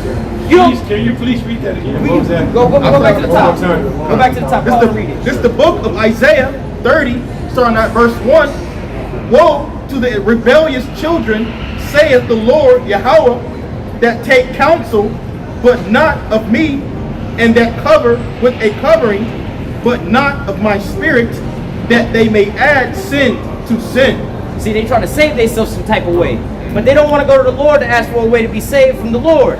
They want to go into these Egyptians, the same people that to the enemy. To the enemy. Get counsel from him. Right, you got taken up by the clan and they about to lynch your ass. You trying to ask the clanman how I get about this here lynch. You think he gonna tell you? But this is exactly what's going on. We got the evidence. This is what this man been doing to us. But this is what's been going on. Right? Yes, sir. Wow. Go ahead. Verse 2, it reads, that walk to go down into Egypt, and have not asked at my mouth. Right. To strengthen themselves in the strength of Pharaoh. Right, so they want some advice to be able to protect them in these days. And the last person they went to go and ask was the Most High God. Right? They go out to their enemies first and foremost. The damn devil, to ask the devil how to prosper in these times, man. Keep going. Reads on. And to trust in the shadow of Egypt. Right? They want to trust in the shadow of Egypt. Remember, Egypt means bondage. You want to trust to your slave master, right? Yes, sir. Keep going. Verse 3. Double straight, son. Yep. Double straight. Yeah, I mean, but it's associated with bondage, you know. Verse 3. Therefore shall the strength of Pharaoh be your shame. Right. Read that again. Verse 3. Therefore shall the strength of Pharaoh be your shame. So because you want to ask the clanman how to get up out of your noose, and then all of a sudden he hung you up higher and he set you on fire, that's your fault. You shouldn't ask that nigga for help. You see what I'm saying? You going into your enemy for help and advice. When the Lord was over there the whole time, like, look, bro, I could have got you down, but you didn't want to come to me. This is what's going to happen. Jump down to verse 9 real quick. This is the book of Isaiah 30, verse 9. That this is a rebellious people, lying children, children that will not hear the law of the Lord. Right, so as you can turn around, you're the only one of our people that's out here listening right now. The rest of these folks, they just walking by, they don't want to hear this. They just want to keep on going. They keep reading. It's telling you about them right now. Verse 10, it reads, which say to the seers, see not, and to the prophets, prophesy not unto. Right. So the seers would be basically prophets. We see the things coming, the visions coming, right? And to the prophets, again, we telling you before they come. All right, read that again. This is the book of Isaiah 30 and 10, which say to the seers, see not, and to the prophets, prophesy not unto us right things. Right, so you said earlier about you going into the churches and things, you don't hear these things, right? Now, if you could imagine, none of this. if we was to go inside a church and try to teach this in the church, there would be an uprising in there. They would be trying to stone us. Oh, we don't want to hear this. Run me out of there. Exactly. And so this is why the majority of our people walk by, man. They don't want to hear this. So you hear how we just read, they said they don't want to take counsel of the Most High. They want to take counsel from the enemy. All right, go ahead. Wow. Isaiah 30 and 10, which say to the seers, see not, and to the prophets, prophesy not unto us right things. Right, so we told you about if you take this place gonna be, first of all, this place gonna be turned to the lake of fire. Yes, and sir. if you take this, you're gonna be partaker of being in the lake of fire. We tell this to the majority of our people, all y'all talking all that hating, all that negativity. Don't tell us about negativity. Tell us how Jesus said we're gonna prosper. That's what they want to hear. That's all they want to hear. How much money they can make. Right. Now, are they not fitting this here prophecy? Go ahead and read. It reads on, speak unto us smooth things, prophesy deceits. So prosperity doctrine. Jesus loves everybody. The whole world can be saved. Oh, God don't hate the sinner, he hates the sin. Right? That's what they talk about, right? We tell you repent now. Right? Go ahead. Verse 11, get ye out of the way, turn aside out of the path, cause the Holy One of Israel to cease from before us. So they don't want the truth to be read unto them. They don't really want these things to come out. All right, so go to Isaiah 65, read from verse 12. You still got that, Joe? Go ahead. This is the book of Isaiah 65, starting at verse 12. Now remember, I asked you about you having kids, and if they disobey, how you would treat them, right? Now let's go ahead and read from verse 12.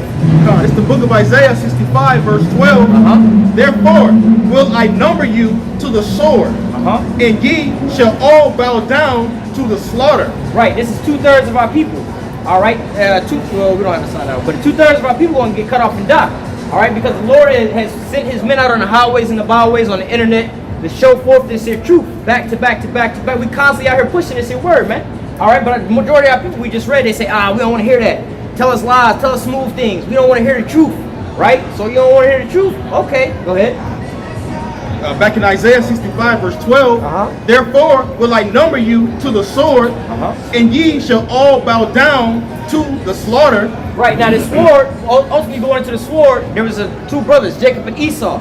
Esau's blessing was the sword. He was going to live by the sword. We got something coming up we can get into called Jacob's trouble. All right, hey, the devil's come down as you have a great wrath. You know, he has but a short time. He about to come out here and start slaying. And who going to save you from him? Unless the Most High going to save you. But since you, like the brother just read, you didn't want to answer when I call, so don't call on me when I let this devil come out on your ass, right? Go ahead. Isaiah 65 and 12 continuing, it says, because when I called, ye did not answer. When I spake, ye did not hear. Right, so the Most High is speaking right now through his men, telling our people to repent and come back. But again, you see the walking up and down the blocks and everything else like that, man. Our people don't even realize how close they are to salvation, man. The real truth is right here. You done got way more truth in your whole entire life than you did in all the years in church. Do me one favor, run that last scripture one more time about when I called you didn't answer. This is the book of Isaiah 65 verse 12. Therefore will I number you to the sword, and ye shall all bow down to the slaughter. Because when I called, ye did not answer. When I spake, ye did not hear, but did evil before mine eyes, and did choose that wherein I delighted not. Right, so before we go to the next verse, Where's right? that at? This is Isaiah chapter 65 Isaiah 65. and verse 12. Yeah, and this is you. This is the Lord calling out right now. Isaiah 65:12. Did you hear that? This is the Lord calling out to you right now. Yeah, that's it right there. So just so you know. Well, I heard the word. He gave it to me. So now you have no cloak for your About 20 sins. of y'all, and he gave me the word. I Right. can't go to sleep today. Now look, we're going to go further into that sword real quick before we get into you, because you asked a question, you said you're scared of how to get up out of these things, right? So we got to paint you the whole picture, right? Yes, sir. But before we get into that, go ahead. This is the book of Jeremiah, the 30th chapter, and the 5th verse. Now he's talking about bringing out that sword. We're going to go back and read that again, but we're going to go a little bit more into detail about these things, right? Yes, sir. Go ahead. I'll start at verse 4. Jeremiah 30 and 4. It says, and these are the words that the Lord Yahweh spake concerning Israel and concerning Judah. For thus saith the Lord Yahweh, we have heard a voice of trembling and of, we have heard a voice of trembling, of fear, and not of peace. Right, and that's what we hear. All right, we hearing these things that's coming out like, look, bad times is coming. But they're saying, and he said, but not of peace. These people saying, oh, we're going to make America great again. We're going to bring it back to normalization. Things going back to good. This is what they're saying. But they don't understand prophecy. They don't understand this is the end all be all. This is, and you watching the end of this place, the last days of this place. We understand that. We see these things coming, all right? That was Donald Trump saying Donald Trump said he's going to make America great again. And that happened yet. Give me that Jeremiah 51:7 real quick. Because all this, again, the point we're trying to show you is this is all in the scriptures. Yes, sir. All right? Should be done. You got it real quick? We can bring it out in the scriptures. Because all these things is what's going on. You living in these times right now. Go ahead. Yes, sir. Start at 7. All right, it's the book of Jeremiah 51 verse 7. It reads, Babylon hath been a golden cup. Now Babylon is being here in America, right? Yes, sir. Now go ahead. Babylon hath been a golden cup in the Lord's hand that made all the earth drunken. The nations have drunken of her wine. Therefore the nations are mad. Their philosophies, their ideologies and things like that, man. You got women walking around the whole globe just like these women in these tight revealing clothing. But then back in the olden days, it wasn't like that, right? These are the philosophies they pushed out on the earth. Keep going. And this is Babylon. Yep. Just Yes, like sir. this is Egypt, this is Babylon This is also. modern day Babylon. Right, this is modern day Babylon. Babylon just means confusion, land of confusion. Yep. So when it's talking about, read that again. It's the book of Jeremiah 51 and 7. Babylon hath been a golden cup in the Lord's hand that made all the earth drunken. The nations have drunken of her wine. Therefore the nations are mad. Come on, keep going. Verse 8. Babylon is suddenly fallen and destroyed. How for her take balm for her pain. Right, so, America had been up on top for the longest, basically like the Golden City. Everything was thriving and prospering and everything was going good here for a long time, right? And since Babylon is suddenly falling, ultimately this place is going to be taken out in 1 hour. But you see how everything is coming to an end. Everything is all shut down, right? Yes, now you sir. said Donald Trump ran off a what phrase? He said he to win his presidency, which he did, he sold a story His slogan was, he's going to make America great again. Let's read it. Which he didn't do. Let's read it. Verse 8, Jeremiah 51 and 8. Babylon is suddenly fallen and destroyed. Howl for her, take balm for her pain, if so be she may be healed. We would have, verse 9, we would have healed Babylon. We would have made America great again. Go ahead. But she is not healed. She is not healed. And this is the end of this here kingdom's lifespan. This is when this place is going out, and this is how this place falls. All right, so as you're talking about, this is all prophecy that's coming to pass. Now the things you're seeing in the world, you're seeing how they're making sense in the scriptures, and they're coming off the pages. They was going to make America great again. They're trying to bring everything back to how it's going to be, but the scriptures say, hey, nah, this is the end of this here place, man. You at the end of the track. All right, so let's go back over here. So back in the book of Jeremiah 30 and verse 5. For thus saith the Lord Yahweh, we have heard a voice of trembling, of fear, and not of peace. Ask ye now, and see whether a man doth travail with child. Wherefore do I see every man with his hands on his loins, as a woman in travail, and all faces are turned into paleness? Right, so the analogy is given is, a woman is in labor, and she's screaming. Why do I see all these big, strong men, military men, everybody scared? Right now, the military, half of them is about to jump because they want them to participate in a certain situation. Yes, you got a lot of these police officers leaving posts and everything else like that, man. A lot of these top economic people and everything, these business owners seeing everything shut down. They scared, bro. They seeing everything is coming to an end, right? Go ahead with the next verse. Next verse. Next verse. Verse 7. Alas, for that day is great, so that none is like it. It is even the time of Jacob's trouble. But now, time out. He was asking about how to be saved from. We was reading about if he was to take that and he was going to be turned to the lake of fire. That's the ultimate end goal. Then you was making a statement about some rapper who you couldn't remember his name, right? And took it and died, right? You just said that, right? Well, it don't matter. But you said you couldn't remember his name, right? Read that. Read on. No, go back a little bit. It says everyone should. It says, alas, for that day is great, so that none is like it. There's no other day like this. It's going to be the worst time that's ever been on the face of the earth. Go ahead. It is even the time of Jacob's trouble. The so-called Negroes, Latinos, and Native Americans. This is the last time these heathens are going to be able to put their hands on us as a nation. Yes, sir. So they're going to come down with great wrath trying to exterminate us, right? Go ahead. But he shall be saved out of it. Who is the he? All right, you can get it in Daniel. I believe it's in Daniel where it says everyone should be found as written in the book. All right, that's going into basically all of our people, the elect. All right, it's going to be 1/3 and 144,000 is going to basically be saved on this here side. So Daniel is us. If we do the right thing. Yes. Yep. Well, it's out of these people that's on this here sign, of course, right? You have the so-called Negroes, Latinos, and Native Americans. Yes, sir. And only 1/3 out of the whole group is going to be saved, plus the 144,000. All right, so 2/3 of our people are going to get cut off and die. All right, that's what we was just reading about in Jacob's trouble. Go ahead and read it real quick. This is something different, in a different place, but same thing. Go ahead. So in the book of Daniel now, this is the last book of last chapter, 12, verse 1. And at that time shall Michael stand up, the great prince which standeth for the children of thy people, Israelites. Yes, sir. And there shall be a time of trouble. Oh boy. We just read about that Jacob's trouble. Go ahead. There shall be a time of trouble, such as never was since there was a nation, even to that same time. Right, so we talked about the 99 million that died in the transatlantic slave trade. We talk about September 11th. You can talk about, what is that, Mount Vesuvius. You ever heard of that? All the people getting hit in the volcano, the tsunamis and all these things. It's going to be like all of those things all together, all at the same time, all at once. Because you're going to have multiple different things going on. You're going to have famines, plagues, pestilence, men destroyed because of houses for lack of bread, the government coming down on you.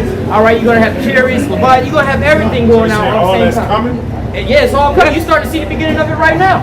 All right, you're seeing wars and rumors of wars taking place, the economy shutting down, them spreading out certain things and poisons on the earth.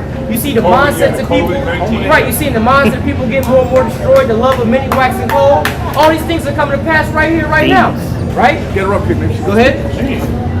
It says, and at that time, thy people shall be delivered.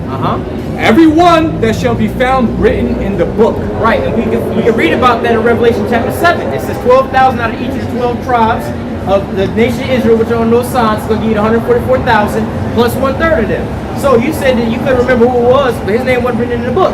We only are concerned about those that's written in the book, the elect, the ones that we know that's going to be saved. All right, so let's go back to Isaiah 65 real quick before you get that, Joe.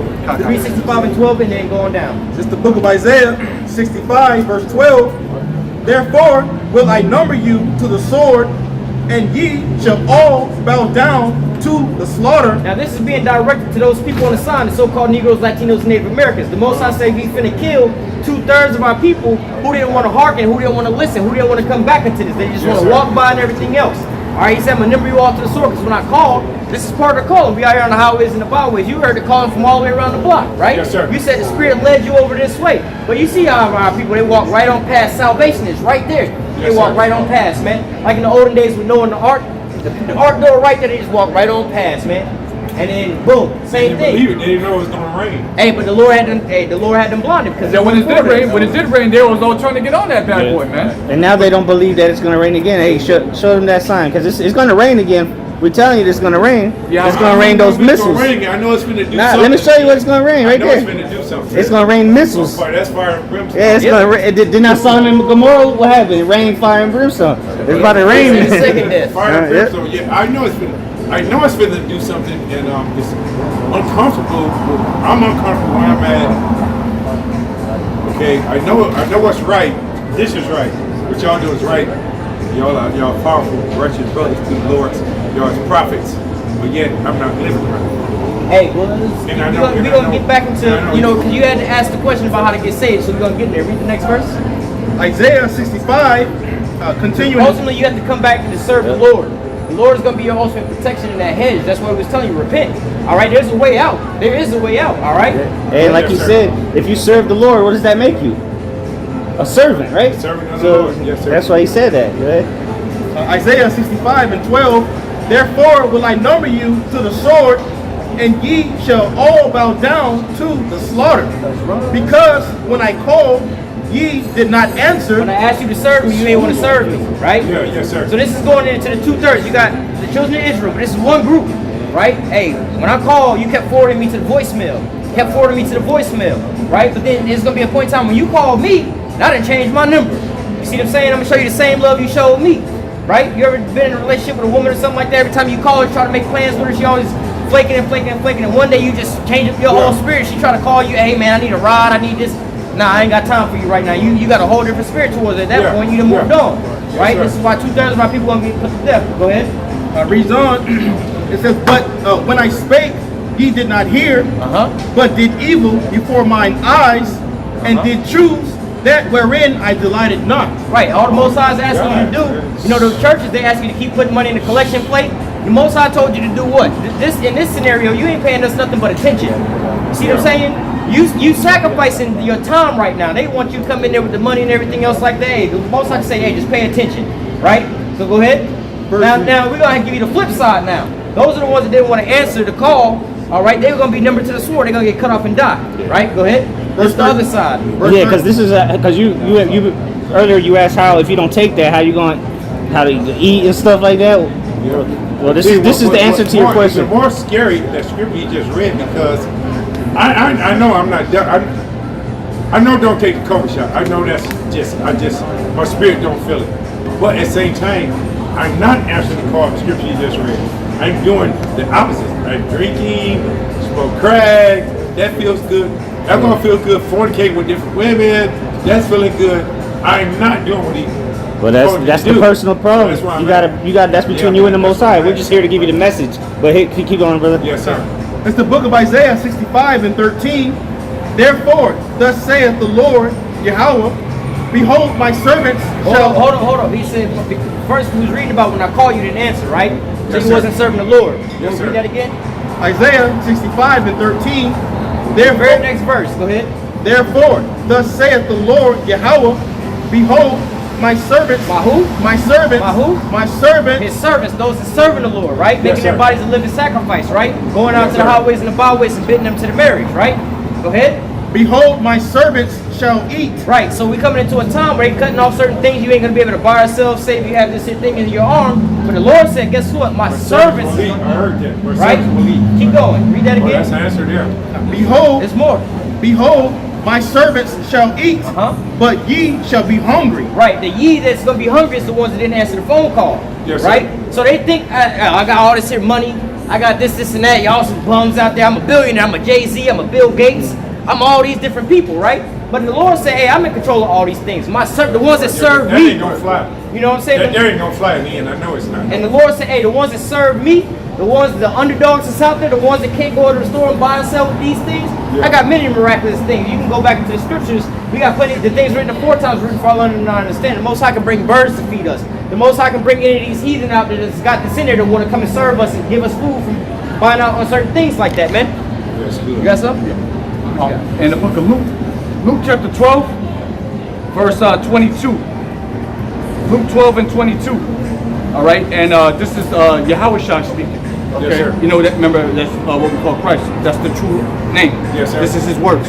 It says, and he said unto his disciples, therefore I say unto you, take no thought for your life, what ye shall eat, neither for the body, what ye shall put on. So don't worry about what you're going to eat today, or what you're going to eat tomorrow, tomorrow's meal, what you're going to eat on Friday and this weekend. Don't worry about all that. Don't worry about if you're going to have clean clothes or any of those.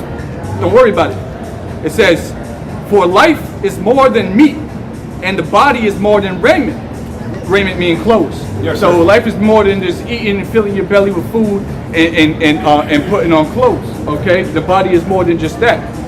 It says, consider the ravens, you know, the birds. Consider the ravens, for they neither sow nor reap, which neither have storehouse nor barn, and the heavenly Father feedeth them. How much more are ye better than the fowls? So the Lord's feeding these birds. You see the pigeons was walking around here a minute ago, and not just them, the other animals, all right? These squirrels and all this, or rats and all these things, the little bugs. Like, they don't have storehouses built up where they gotta, save money and put it aside, and they don't gotta do all that. All they gotta do is just wake up and go out and put in graves. There's Yes, food sir. everywhere for them. The Lord is always giving them food. So it's the Lord is saying, how much better? What did it say? It said, how much more are ye, us, better than the fowls? The Lord is with us, man. We the children of Israel. The Lord, of course, the Lord is going to feed us. If you truly believe in Him, you calling on His name, you truly believe in the Heavenly Father and His Son, all right, and you believe in these prophecies, and you're trying, you're asking the Lord, you're doing your best. I mean, we're not perfect, but we're all trying to be better. We're trying to serve the Heavenly Father in truth and sincerity. We're trying to stop, the little sin you mentioned, different kind of sins you do. That's like Brother said, that's a personal problem between you and I your heard Father. what he said, so what I'm getting out of that, he telling me stop me a week. Stop doing it, yeah. That's stop. what he spoke to me. I heard what he said. That's my personal problem, and it is. And I got to fix that. Yeah, because we all have I can stand similar here and problems. preach. I can stand here and y'all can preach all night. Still, if I don't receive it, then I'm not willing to change. It ain't gonna change. So I heard what he said, and I translated. He said, basically, stop being weak. I got it. That's what it is. There you go. It's beautiful. They received it. Scripture say, work out thy own salvation with fear and trembling. I got it. Go for that. Read this real quick. I want to stand here and look good like y'all too, and stand strong and know that I'm all right. Hey, the scripture say, come rest with us. Hey, I'm a but soldier too, that's yeah. stage 1, man. You got to repent. Yeah, I'm a soldier, man. Hey, well, that's what the Lord's looking for. Hey, Hey, can I read something? Real quick, and the scriptures say pray. Yeah. You say, like the brother told you, that's your personal problem. You understood what he said through the Spirit, stop being weak. Well, pray for strength. Pray for strength to resist those temptations, to resist the works of the flesh. Yes, So sir. that's all it is. You said it feels good, you like it. Those are demons. That's what it is. That's all it is. You got to pray them demons off yourself, man. Hey, Pray you for the Lord. Pray the Lord, ask for strength. Yes, sir. Hold on. Go ahead, Paul. This is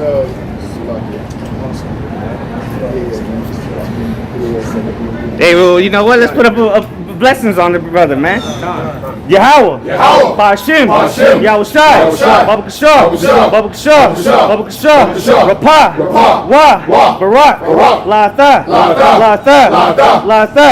Aman. Hey. So may the Most High heal you and bless you, man. Amen. Come out better than demons, man. It's done. I can feel it. There you I go. can feel Been it. planted. Yeah. The Most I High can get feel it. it. It's done. I receive it. Yeah, call it I up, receive see all me that. outside. It's done. Thank you. Real quick, go ahead. Yeah, Proverbs 24 verse 16. This is one precept that you should meditate on. Keep you comfortable. Proverbs 24 verse 16. It says, "For a just man falleth 7 times, and rises." Just meaning righteous. Yes, sir. For a just man falleth 7 times, and that's complete, not literally 7. All right, Yes, it's a complete amount of number of times you're gonna fall, you know. But you got to remember that as great as the Lord's majesty is, so is His mercy. All right, the Lord is ultimate balance, man. So as far as you may fall, don't ever think that the Lord's hand ain't stretched out for you. This is how the Lord's hand is still stretched out right now to you, man. Yes, sir. This is the Lord speaking to you, stretching out His hand, saying, "Come, I still got you, man." You see? It says, "For a just man falleth 7 times and riseth up again, but the wicked shall fall into mischief." See, if you as a wicked individual, you gonna fall into a mischievous place, and you ain't gonna never be able to get up again because you don't want to get up, man. But see, you want to get up. That's why you're here, brother. Absolutely. So remember, the Lord is in His wrath. He will remember mercy, man. That's right. He will always have mercy, man. Thank you. Yeah, hey, the scriptures say that anything can be forgiven except for blasphemy. So blasphemy is like a filthy lie against this truth. If you lie on this truth, like most of the world is doing, that's the only thing that can be forgiven. But shit, the Lord died for our sins, you know, and like we said earlier, we come from all walks of life. Who knows? We got brothers all over the world. Brothers probably done worse things than you. So, you know, just repent, man. Come back to the Lord. Yes, sir. Hey, go ahead, Art. Go ahead. So Psalms 103 and 13. Psalms 103 verse 13. Alright. Like as a father pitieth his children, so the Lord pitieth them that fear him. Because you said that was scary. Alright. So those are signs that you have fear of the Lord. Okay. So the Lord is going to pity you as a father pitieth his children. Alright. Verse 14, and you got it, bro. It says, for He knoweth our frame, and He remembered that we are dust. I mean, we just flesh. He knows the conditions that we're put in. That's why He came in the flesh Himself to condemn sin. He wasn't tempted and lusted how we was, so He came down in the same flesh you in, all right? And he subdued all those things, all right? So the Lord knows what you're fighting, So I can okay? do it. And He's gonna pity you, man. But you gotta, like the brother said, you gotta have that I can do it. faith without works is dead. Hey, if we can do it, you can do it. Yeah, Yes, sir. you got it, bro. Go ahead. I'm going to do it. I'm going to do it. I got one. It's the book of 1 John chapter 1 verse 8. It says, if we say that we have no sin, we deceive ourselves, and the truth is not in us. If we confess our sins, He is faithful and just to forgive us our sins and to cleanse us from all unrighteousness. All right, as you were saying that, you know, you came up here, all right, you're seeking for Yahweh Bashem Yahweh Shah. This is the Lord calling out to you for you to what? To cleanse yourself. All right, for you to get into this word, immerse yourself within this word, all right, and the Lord forgive you for your sins. You turn back, repent. All right? That's good. That was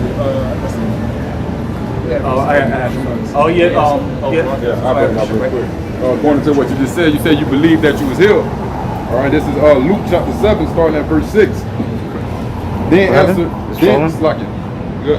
then Yahweh went with them, and when he was now not far from the house, the centurion sent friends to him, saying unto him, Lord, trouble not thyself, for I am not worthy that thou shouldest enter under my roof.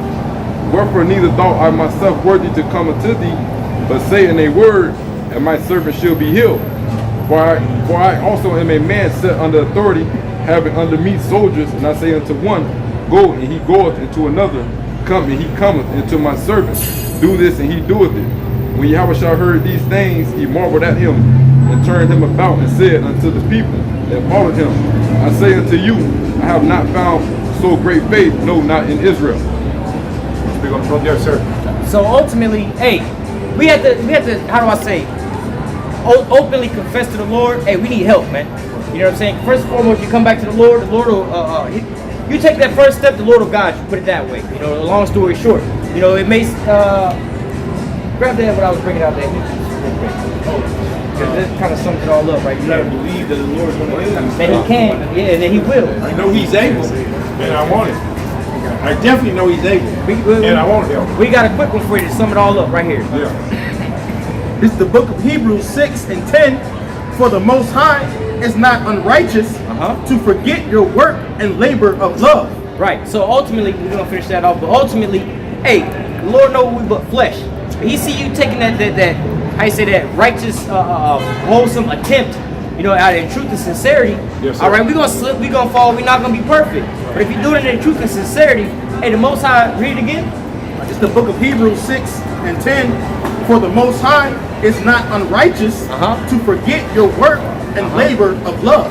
Right, so we're not going to be perfect. He's not unrighteous to forget your works and your labor of love, showing forth that you're trying in truth and sincerity into these things, man. He's showing that you're trying to make this attempt. We but flesh. You may not be able to break certain things, but like the brother said, pray on it. You start praying, you making that attempt, the Most High, all right, I'm going to give you a little bit of strength here. I'm going to make things a little bit easier for you. Because you made that attempt. Hey, I know you weren't going to make it, but you had to cry out to me first and to call on me and to ask me on these things, and I'm going to give you what you need, all right? Finish that off real quick. Yes, sir. Hebrews 6:10. For the Most High is not unrighteous to forget your work and labor of love, which ye have showed toward his name, and that ye have ministered to the saints and do minister. Right, so you work for the Lord, you feed his sheep, you raise them back up, and you show them the right way and the right path. The Lord's not going to leave you out there to drop, man. He's not going to leave you out there for missile food, man, because you're showing that work and that labor of love like when the Lord Yahushua went up on the cross and died for his men, we're making our bodies living sacrifices on these highways and the byways to bring in those sheep again. You see what I'm saying? Not everybody's going to be a prophet. Yeah. Right. You know, not everybody's lot is to be out here prophesying his word, but you have to just believe in the Most High, and he's going to give you what your lot is, whether it be to help or you're just a believer in those last days. But the Lord is going to show it to you, your path on salvation. He's going to put it to you whether you're meant for salvation or not, because none of us know up here that we going to be saved. We just doing the work of the Lord. We're doing what the scriptures say that needed to be saved.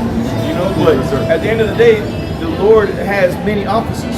You know, it's all one body, but there's different members. Like the thumb and the pinky don't do the same thing, because it's all one part of the body. So everybody that's going to be delivered is a part of one body of Yahweh Shekinah Shai.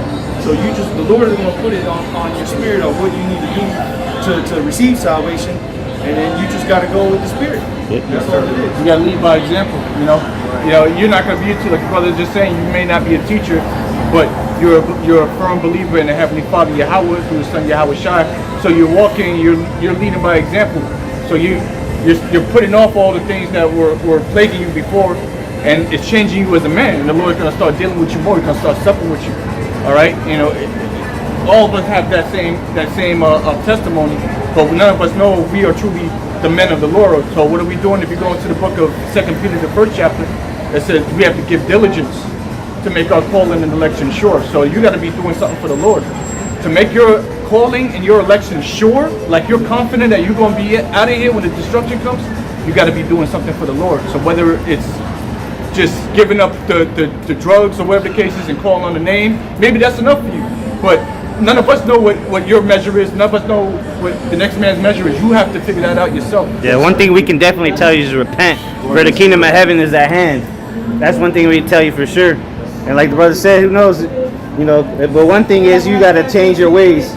We out here every week, every Saturday, and we all had to start off just like you. There's a lot of these brothers standing out here that are now teaching, that just walk by a camp or saw it on something on video, on YouTube, and now we're out here believing. So that's what the Lord's looking for. He's looking for believers in Him. Yes, sir. Go ahead.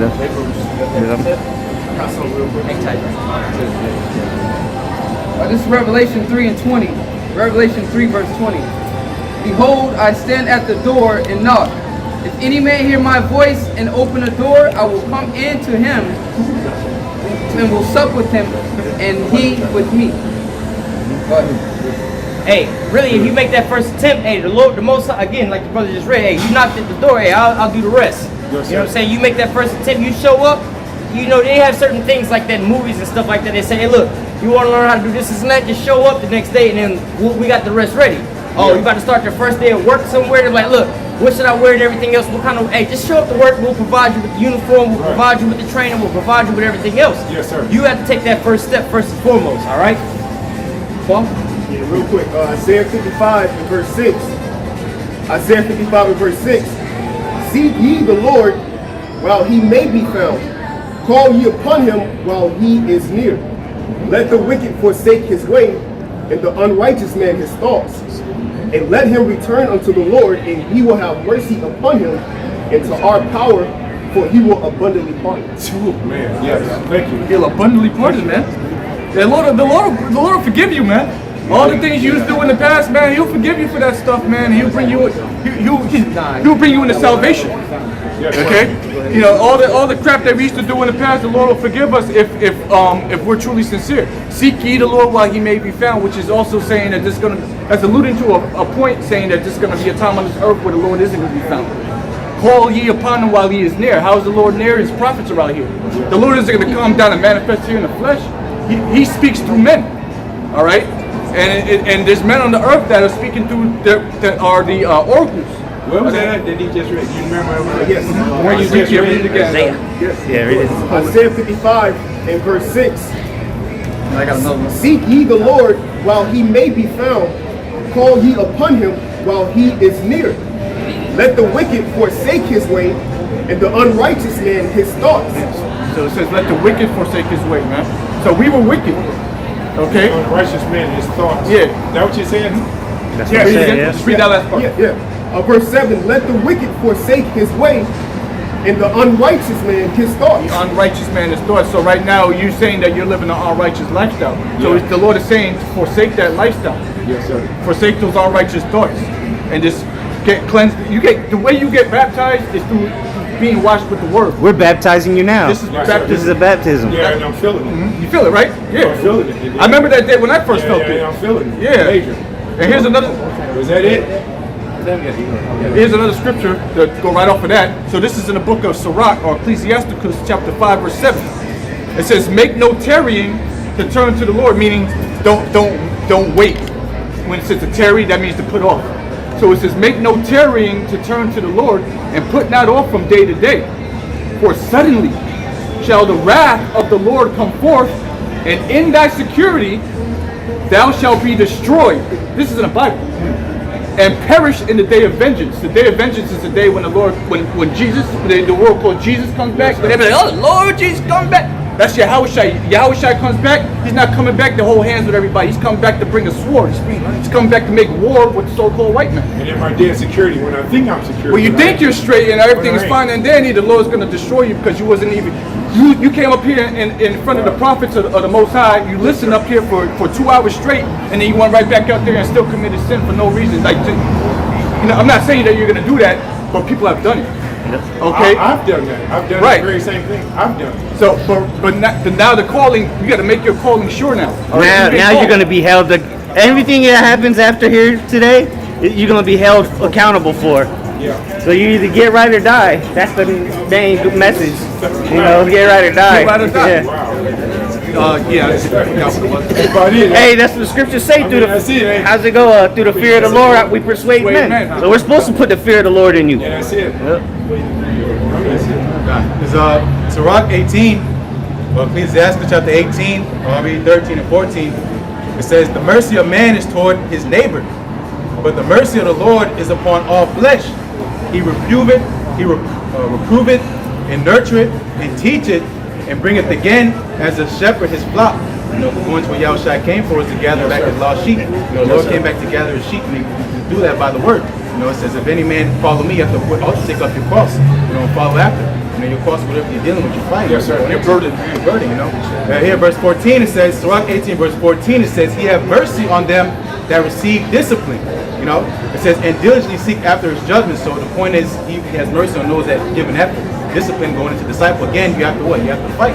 You know, and it goes into ultimate reproving yourself by getting the word. It says, the scriptures given by inspiration, you know, to reprove for doctrine. It's ultimately to reform your mind, you know, to be renewed. So you don't have to go back and do the things you've been doing in the world that's ultimately destroying you. Yes, sir. I was at a place, like because I fell and I just needed help. So I became homeless. So I went to a place where it was like an 18-month program. I stayed there 12 months. But in 12 months, you had to shave with a razor every day. And I never put a razor on my face, and then it ruined my face. Like my complexion was like one even tone. Like I know y'all know, y'all just see me admittedly, but I had one even tone. The shave with the razor just ruined my face.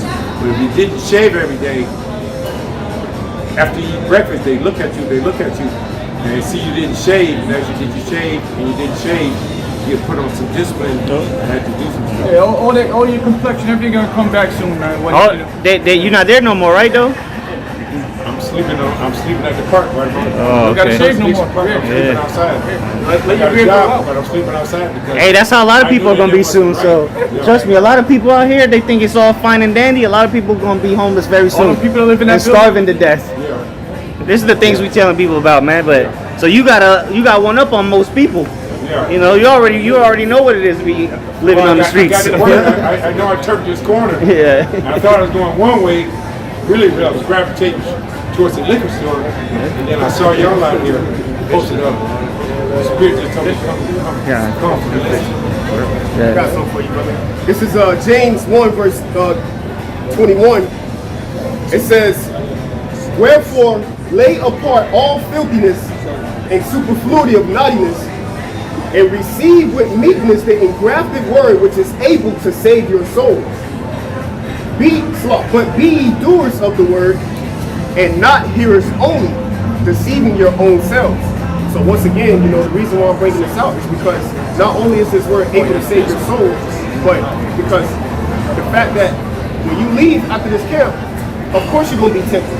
All right? That's the point is you're going to fall, but the scriptures say fight the good fight of faith, man. That's the point. Because once we leave, them demons going to come.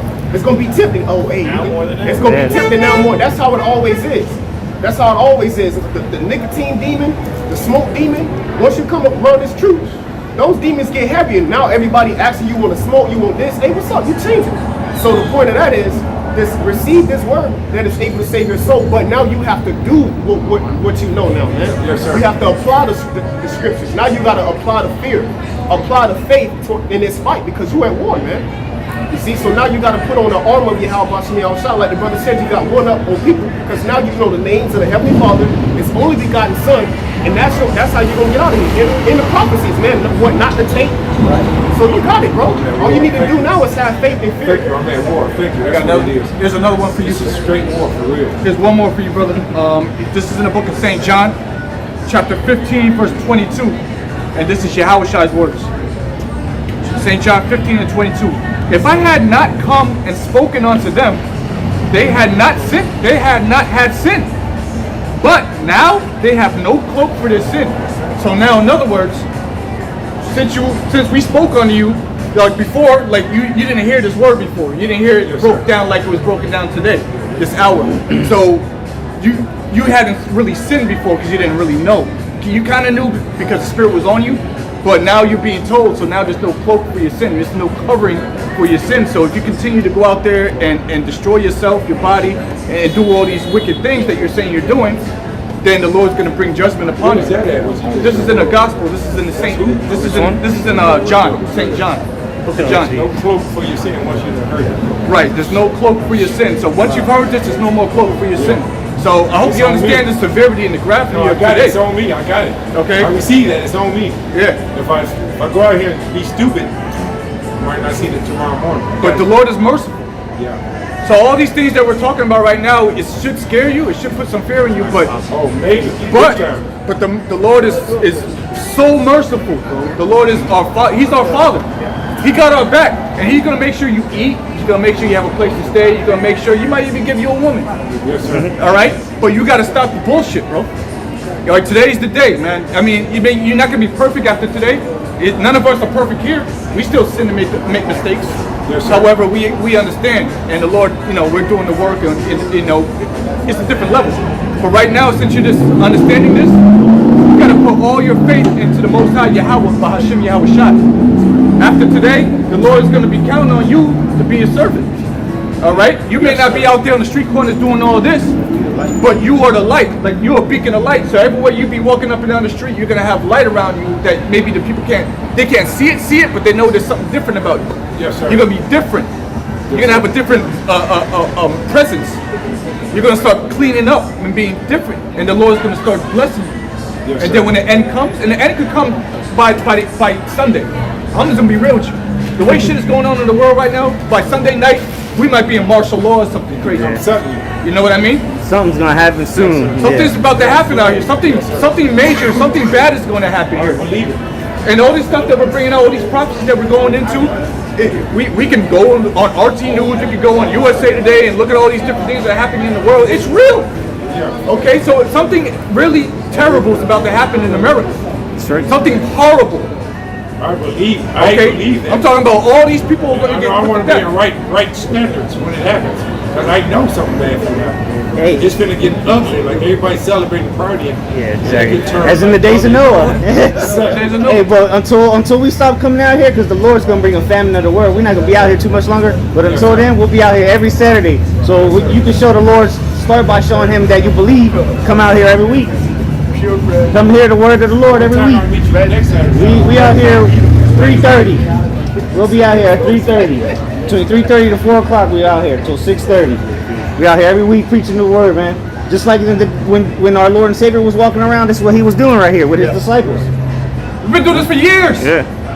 We've been out here for years, all throughout Tampa, St. Pete, Clearwater Beach. Years. Some brothers been throughout USA doing this. This is the truth, man. You found it. The Lord has called you to repentance this day. Brothers gave their life stuff to do this, bro. Like, I probably walked past y'all. Wasn't looking. I remember I seen your face before. You look I'm familiar, sure I bro. walked past y'all, but my mind was. Well, now the Lord opened your mind up to hear this It word was open today. then. That happened to me too. I heard the word at one point on the internet, but it didn't really click me. And then I heard it again, and it was like, oh, I'm in. Yeah. All right, but you know, brothers have sacrificed their lives to do this. Right? We were called to do this, and the fear of the Lord fell upon brothers. Like, oh shit, I gotta do something for the Lord, or else I'm gonna be destroyed. That's what the Lord wants. And then you start serving Him. All right, and brothers have all different stories. This brother has a major sacrifice, man. All brothers have put something up on the altar for the Lord. Yes, sir. And thus far, the Lord has seen it as good. But we're not done yet. We're still here in the flesh doing this, so that means there's still work to be done. Yes, sir. This you right here, being right, that's work. That's fruit. The Lord said, bring forth fruit meet for repentance. Okay? He doesn't want everybody, because all these people out here, you see, every single one of them, 100% of them aren't meet for repentance, meaning they're not worthy, they're not good. The Lord don't want them. And they could be black, Hispanic, or Native American. I don't mean shit to the Lord. And I'm cursing, I know, but that's the spirit of the Lord, man. Yes, the Lord don't want these people. Yes, sir. All right? He wants certain hand-picked people that were predestined from the beginning of time. And they'll come whenever it's time for them to come. Because it didn't just start, all of us just started. And I started with 4 brothers, then 5, then 6, and then you see what you see today. But this is years and years of work, you know. But now since we've been doing this work and teaching, now we actually see the things we've been talking. What we've been telling people was going to happen years and years ago, now it's happening. You know, so we see it's the end. Give up something. And I know when you come to the Lord, you got to be willing to give up something. Yeah. And I know what He calls you to give up is alcohol. Nah, it's your lifestyle, man. It's your lifestyle, period. You got to completely change your ways, man. Yes, sir. You can do it. I can see it in you, bro. If anybody can do it out here, you can do it, bro. Thank you, man. Thank you. You gotta put on that old Thank you, man. brother. The Lord sacrificed His whole life for Yeah, get for that us. put off the old For man. our sake, for our chance to be able to come back to Him, He sacrificed His whole life. Put off the old man, get that. And sacrifice our old life. Put Somehow. that all behind us and move forward as a new man, a new creature, as the Scripture says. When Christians talk about being reborn, they don't know what the hell they're talking about.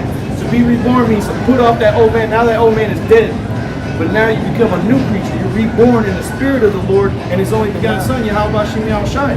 And you become a new man. You stop doing all those things that you did. Yes, and you repent and you start following a new path, the way that He is, because He said, I am the way. I am the way unto life. So you got to follow His footsteps. Just like He sacrificed His life, you got to sacrifice your life for His sake. Not literally, get yourself put up on a cross and put to death, thinking you're doing something. It's now it's spiritually sacrificing yourself. Letting your beard grow, not smoking, all that's defiling your body. That's going off. Eating pork, that's going off. Letting your hair grow out long, that's going off. That's another thing. You got to stop eating pork and shrimp and crab and lobster. You got to change your I've been eating swine. To now run around acting like a swine. Yeah. So Exactly. just stop doing that. That's it. They say you're right what you eat. Yeah. I mean, eating a little swine, not a lot, but Don't eat any. And you know that's I've been acting like just like one of them. and that's an unclean animal. Rolling in the mud. There you go. So it's an unclean animal in the sight of the Lord. It's unclean. So you don't want to act like that. Somebody had that? You got it down? Alright. Whatever. I don't know if this is the one you wanted, but what you have? I think the Jesus brother actually. Well, whatever you got. Alright. Somebody bring something out. 2 Corinthians 5 and 17. Therefore, if any man be in Yahushua, he is a new creature. Old things are passed away. Behold, all things are become new. Yeah, see, the old things are passed away. The new things have become new. Yes, sir. Meaning the way of lifestyle, the things that you do, the way that you walk and conduct yourself. You're no longer that to put it for lack of a better term, that old nigga you was. Now you a new creature. Yes, sir. We've all been degenerates in our life. Yeah. But now it's time to come. Now that you've heard the calling of the Lord, He said, "My sheep hear my voice," and they come back in. I like how you put that. That's good. That was raw, but I like that. That's good. Hey, you're only gonna get it raw. Yeah, that's how the prophets of the Lord always come, raw. I love that. I love how you put that. Yes, yes, that's good. Hey, well, we read that earlier about our people are stiff-necked. They want to hear smooth things. They don't want to hear, they want to be prophesied deceit. But we telling you the truth. It may come out rough, but guess what? It's the truth. You know what I mean? In church, honestly, like when I go to church on Sundays, when I do go, the pastor preaches it's okay sermon and just ask for forgiveness and then give me your money and it's okay. Whatever he did, just pray and ask for forgiveness. It just don't feel right. It ain't. That's why. It don't feel right, right? It doesn't feel right. That's all spirit. I'm just saying that it don't feel right. But does this They're coming in the spirit of the Lord of the Bible. They're coming in the spirit of a devil. It's not okay for me. But how does this feel? Right? Man, this is like extremely powerful. It's raw.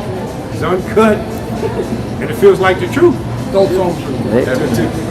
Summing all up, it feels like the truth. Feels like Allah Yahweh Shem I Shai. feel like I just turned this corner and got the truth. That's right. That's how I got the truth. That's how it feels. Like I was just told, like it just came straight from God's throne. He brought me the truth through y'all. Y'all was out here at a point in time, and I got the truth. And when I turn that corner, what I'm gonna do with it, that's on me. But He gave me the truth. And I know He ain't playing no games because He's the same guy from the Old Testament. Yep. He'll cut your head off, Exactly. or let somebody else cut your head off, or cause your head to be cut off. And He ain't no joke. Like, The Lord might He show, only preach New Testament. the Lord might show a little mercy here. You might go off. Say you start smoking crack again, and then the Lord might get you locked up. You might get caught. The police officer see you and might lock you up. And then you might get let out maybe in the next few days or whatever. Maybe. What if they tell you got to get the jab to get out? Yeah. When you could have just stopped from the time you leave here. They're doing See? it now. You get locked up, they make you take a shot. I don't even enjoy the crack or the alcohol no more. For real. Well, if you want salvation, With trans women, I really don't enjoy none of the three things I'm doing. Only thing I enjoy is like I like going to work and get up work, but when I get up work, I'm alone there, and then that's when the devil is. I get surrounded by demons because I'm by myself. But show the Lord that you trying, and He might bless you. Who knows? You'll be somewhere in a nice hotel room or something. If you believe, man, the Lord will have you in the hotel room. You gotta show Him your faith, though. Can one of y'all do me a favor and have your phone number? My phone is off, but I'll have it on Wednesday. With one of y'all, could I get somebody's phone number? Just keep coming out, brother. Because if we did that to everybody that came up here, we would have given our numbers out to everybody. So I'll just be a Just keep showing your faith, man. And it's more important what you do when nobody's seeing you, when none of us are around. But like I said, you show the Lord your faith. Who knows? I like that. As you say, it's good. This is me. That's good. I like that. Hey, that's how we do these brothers don't just good. walk up and they didn't just walk up and get our number either. But they, that's good. So I receive that, and I know that's real. That's God. Hey, quick scripture before you bring that up, bro. Because you just said something, Ash. This is in the book of Philippians chapter 2, verse 12. It says, "Wherefore, my beloved, as ye have always obeyed, not as in my presence only, but now much more in my absence." All right. So when bros ain't around, then you have to still obey. Okay. Because now the Lord is watching. The angels are watching you. Okay. The next part of the scripture says, "Work out your own salvation with fear and trembling." So you have to work your own salvation out with the fear of the Heavenly Father always on you. Okay, every time you see some sort of temptation that's going to lead you astray, that should put the fear of the Lord on you. If you go ahead and you heed to that temptation and you know it's a sin, then you're going to have to abstain from it. Okay, because that's the fear of the Lord. Because you know if you don't abstain from it, then what the Lord going to do, the Lord might judge you.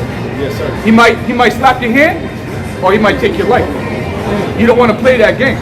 That's a dangerous. Guess Russian roulette. Russian roulette, man. You spin the barrel.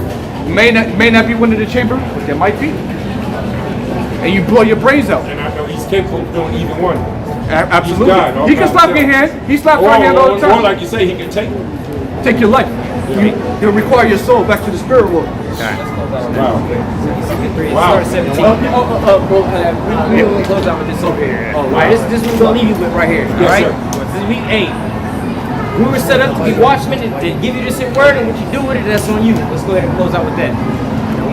Yes, sir. All right, this is the book of Ezekiel 3, 17? It's the book of Ezekiel 3 and 17.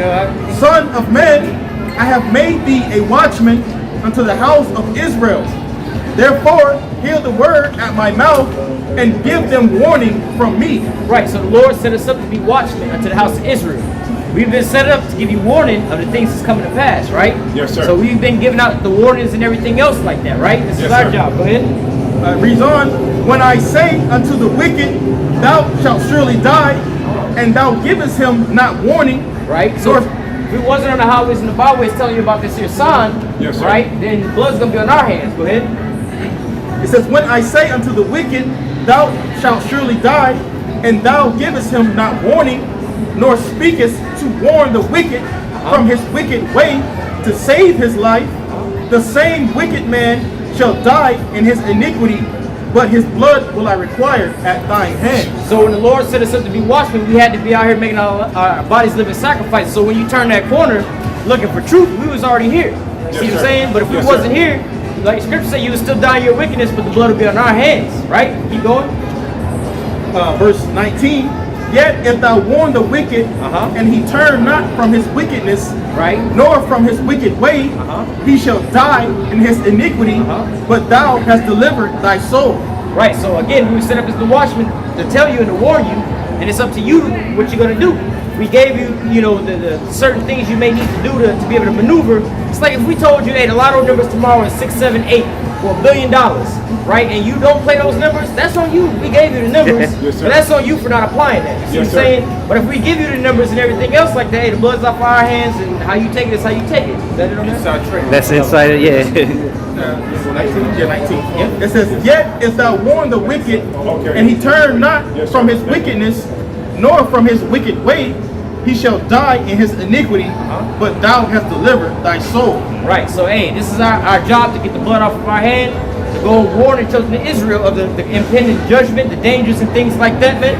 All right, again, going into two-thirds while people going down, they walk past. None of them really wanted to hear this, right? But hey, the blood is off our hands. We was out here doing the work. So at that time, in that day, they can't say, oh, I didn't know. They was walking by, they could have heard, but the Lord didn't want them to hear this. So it's our job to warn you, and it's still your job to, you know, to make haste and make movement with that, all right? Yes, sir. I got one more precept. This is the book of Deuteronomy 30, and starting at verse 15. See, I have set before thee this day life and good, and death and evil, and that I command thee this day to love the Lord, Yahweh, Ba'ashem, Yahweh Shai, thy power, to walk in his ways, and to keep his commandments, and his statutes, and his judgments, that thou mayest live and multiply. And the Lord thy God shall bless thee in the land whither thou goest to possess it. All right. Yes, sir. I was going to say, hey, this is the end, all right? The time is nigh at hand that the Lord is about to come back. All right, so this is the time to let go of the mortal thoughts, all right, and turn to Yahweh Ba'ashem Yahweh Shai. Because these things that are written within the scriptures, they're getting ready to happen, all right, on a fast scale. So it's the time for you to really turn back to the Heavenly Father, all right, because the doors is closing shortly. All right, as the brother was saying, repent, because the kingdom of heaven is nigh at hand. Oh, I can see that. I believe I can see it. It's scary. You can close out. I want to be left out. Wow. Yeah. All right, so we're going to close out real quick. We want to give all praise, honor, and glory to Yahweh, Ba'ashem, Yahweh Shai, Ba'ashem, Kakodash. Double honors to our apostles and elders, a great millstone that taught us this truth and that rule well. And salutation and much love for you, Akim, pushing this truth and sincerity over the four corners of the earth and enduring afflictions to feed and edify the elect. Hey, till next time, stay strong.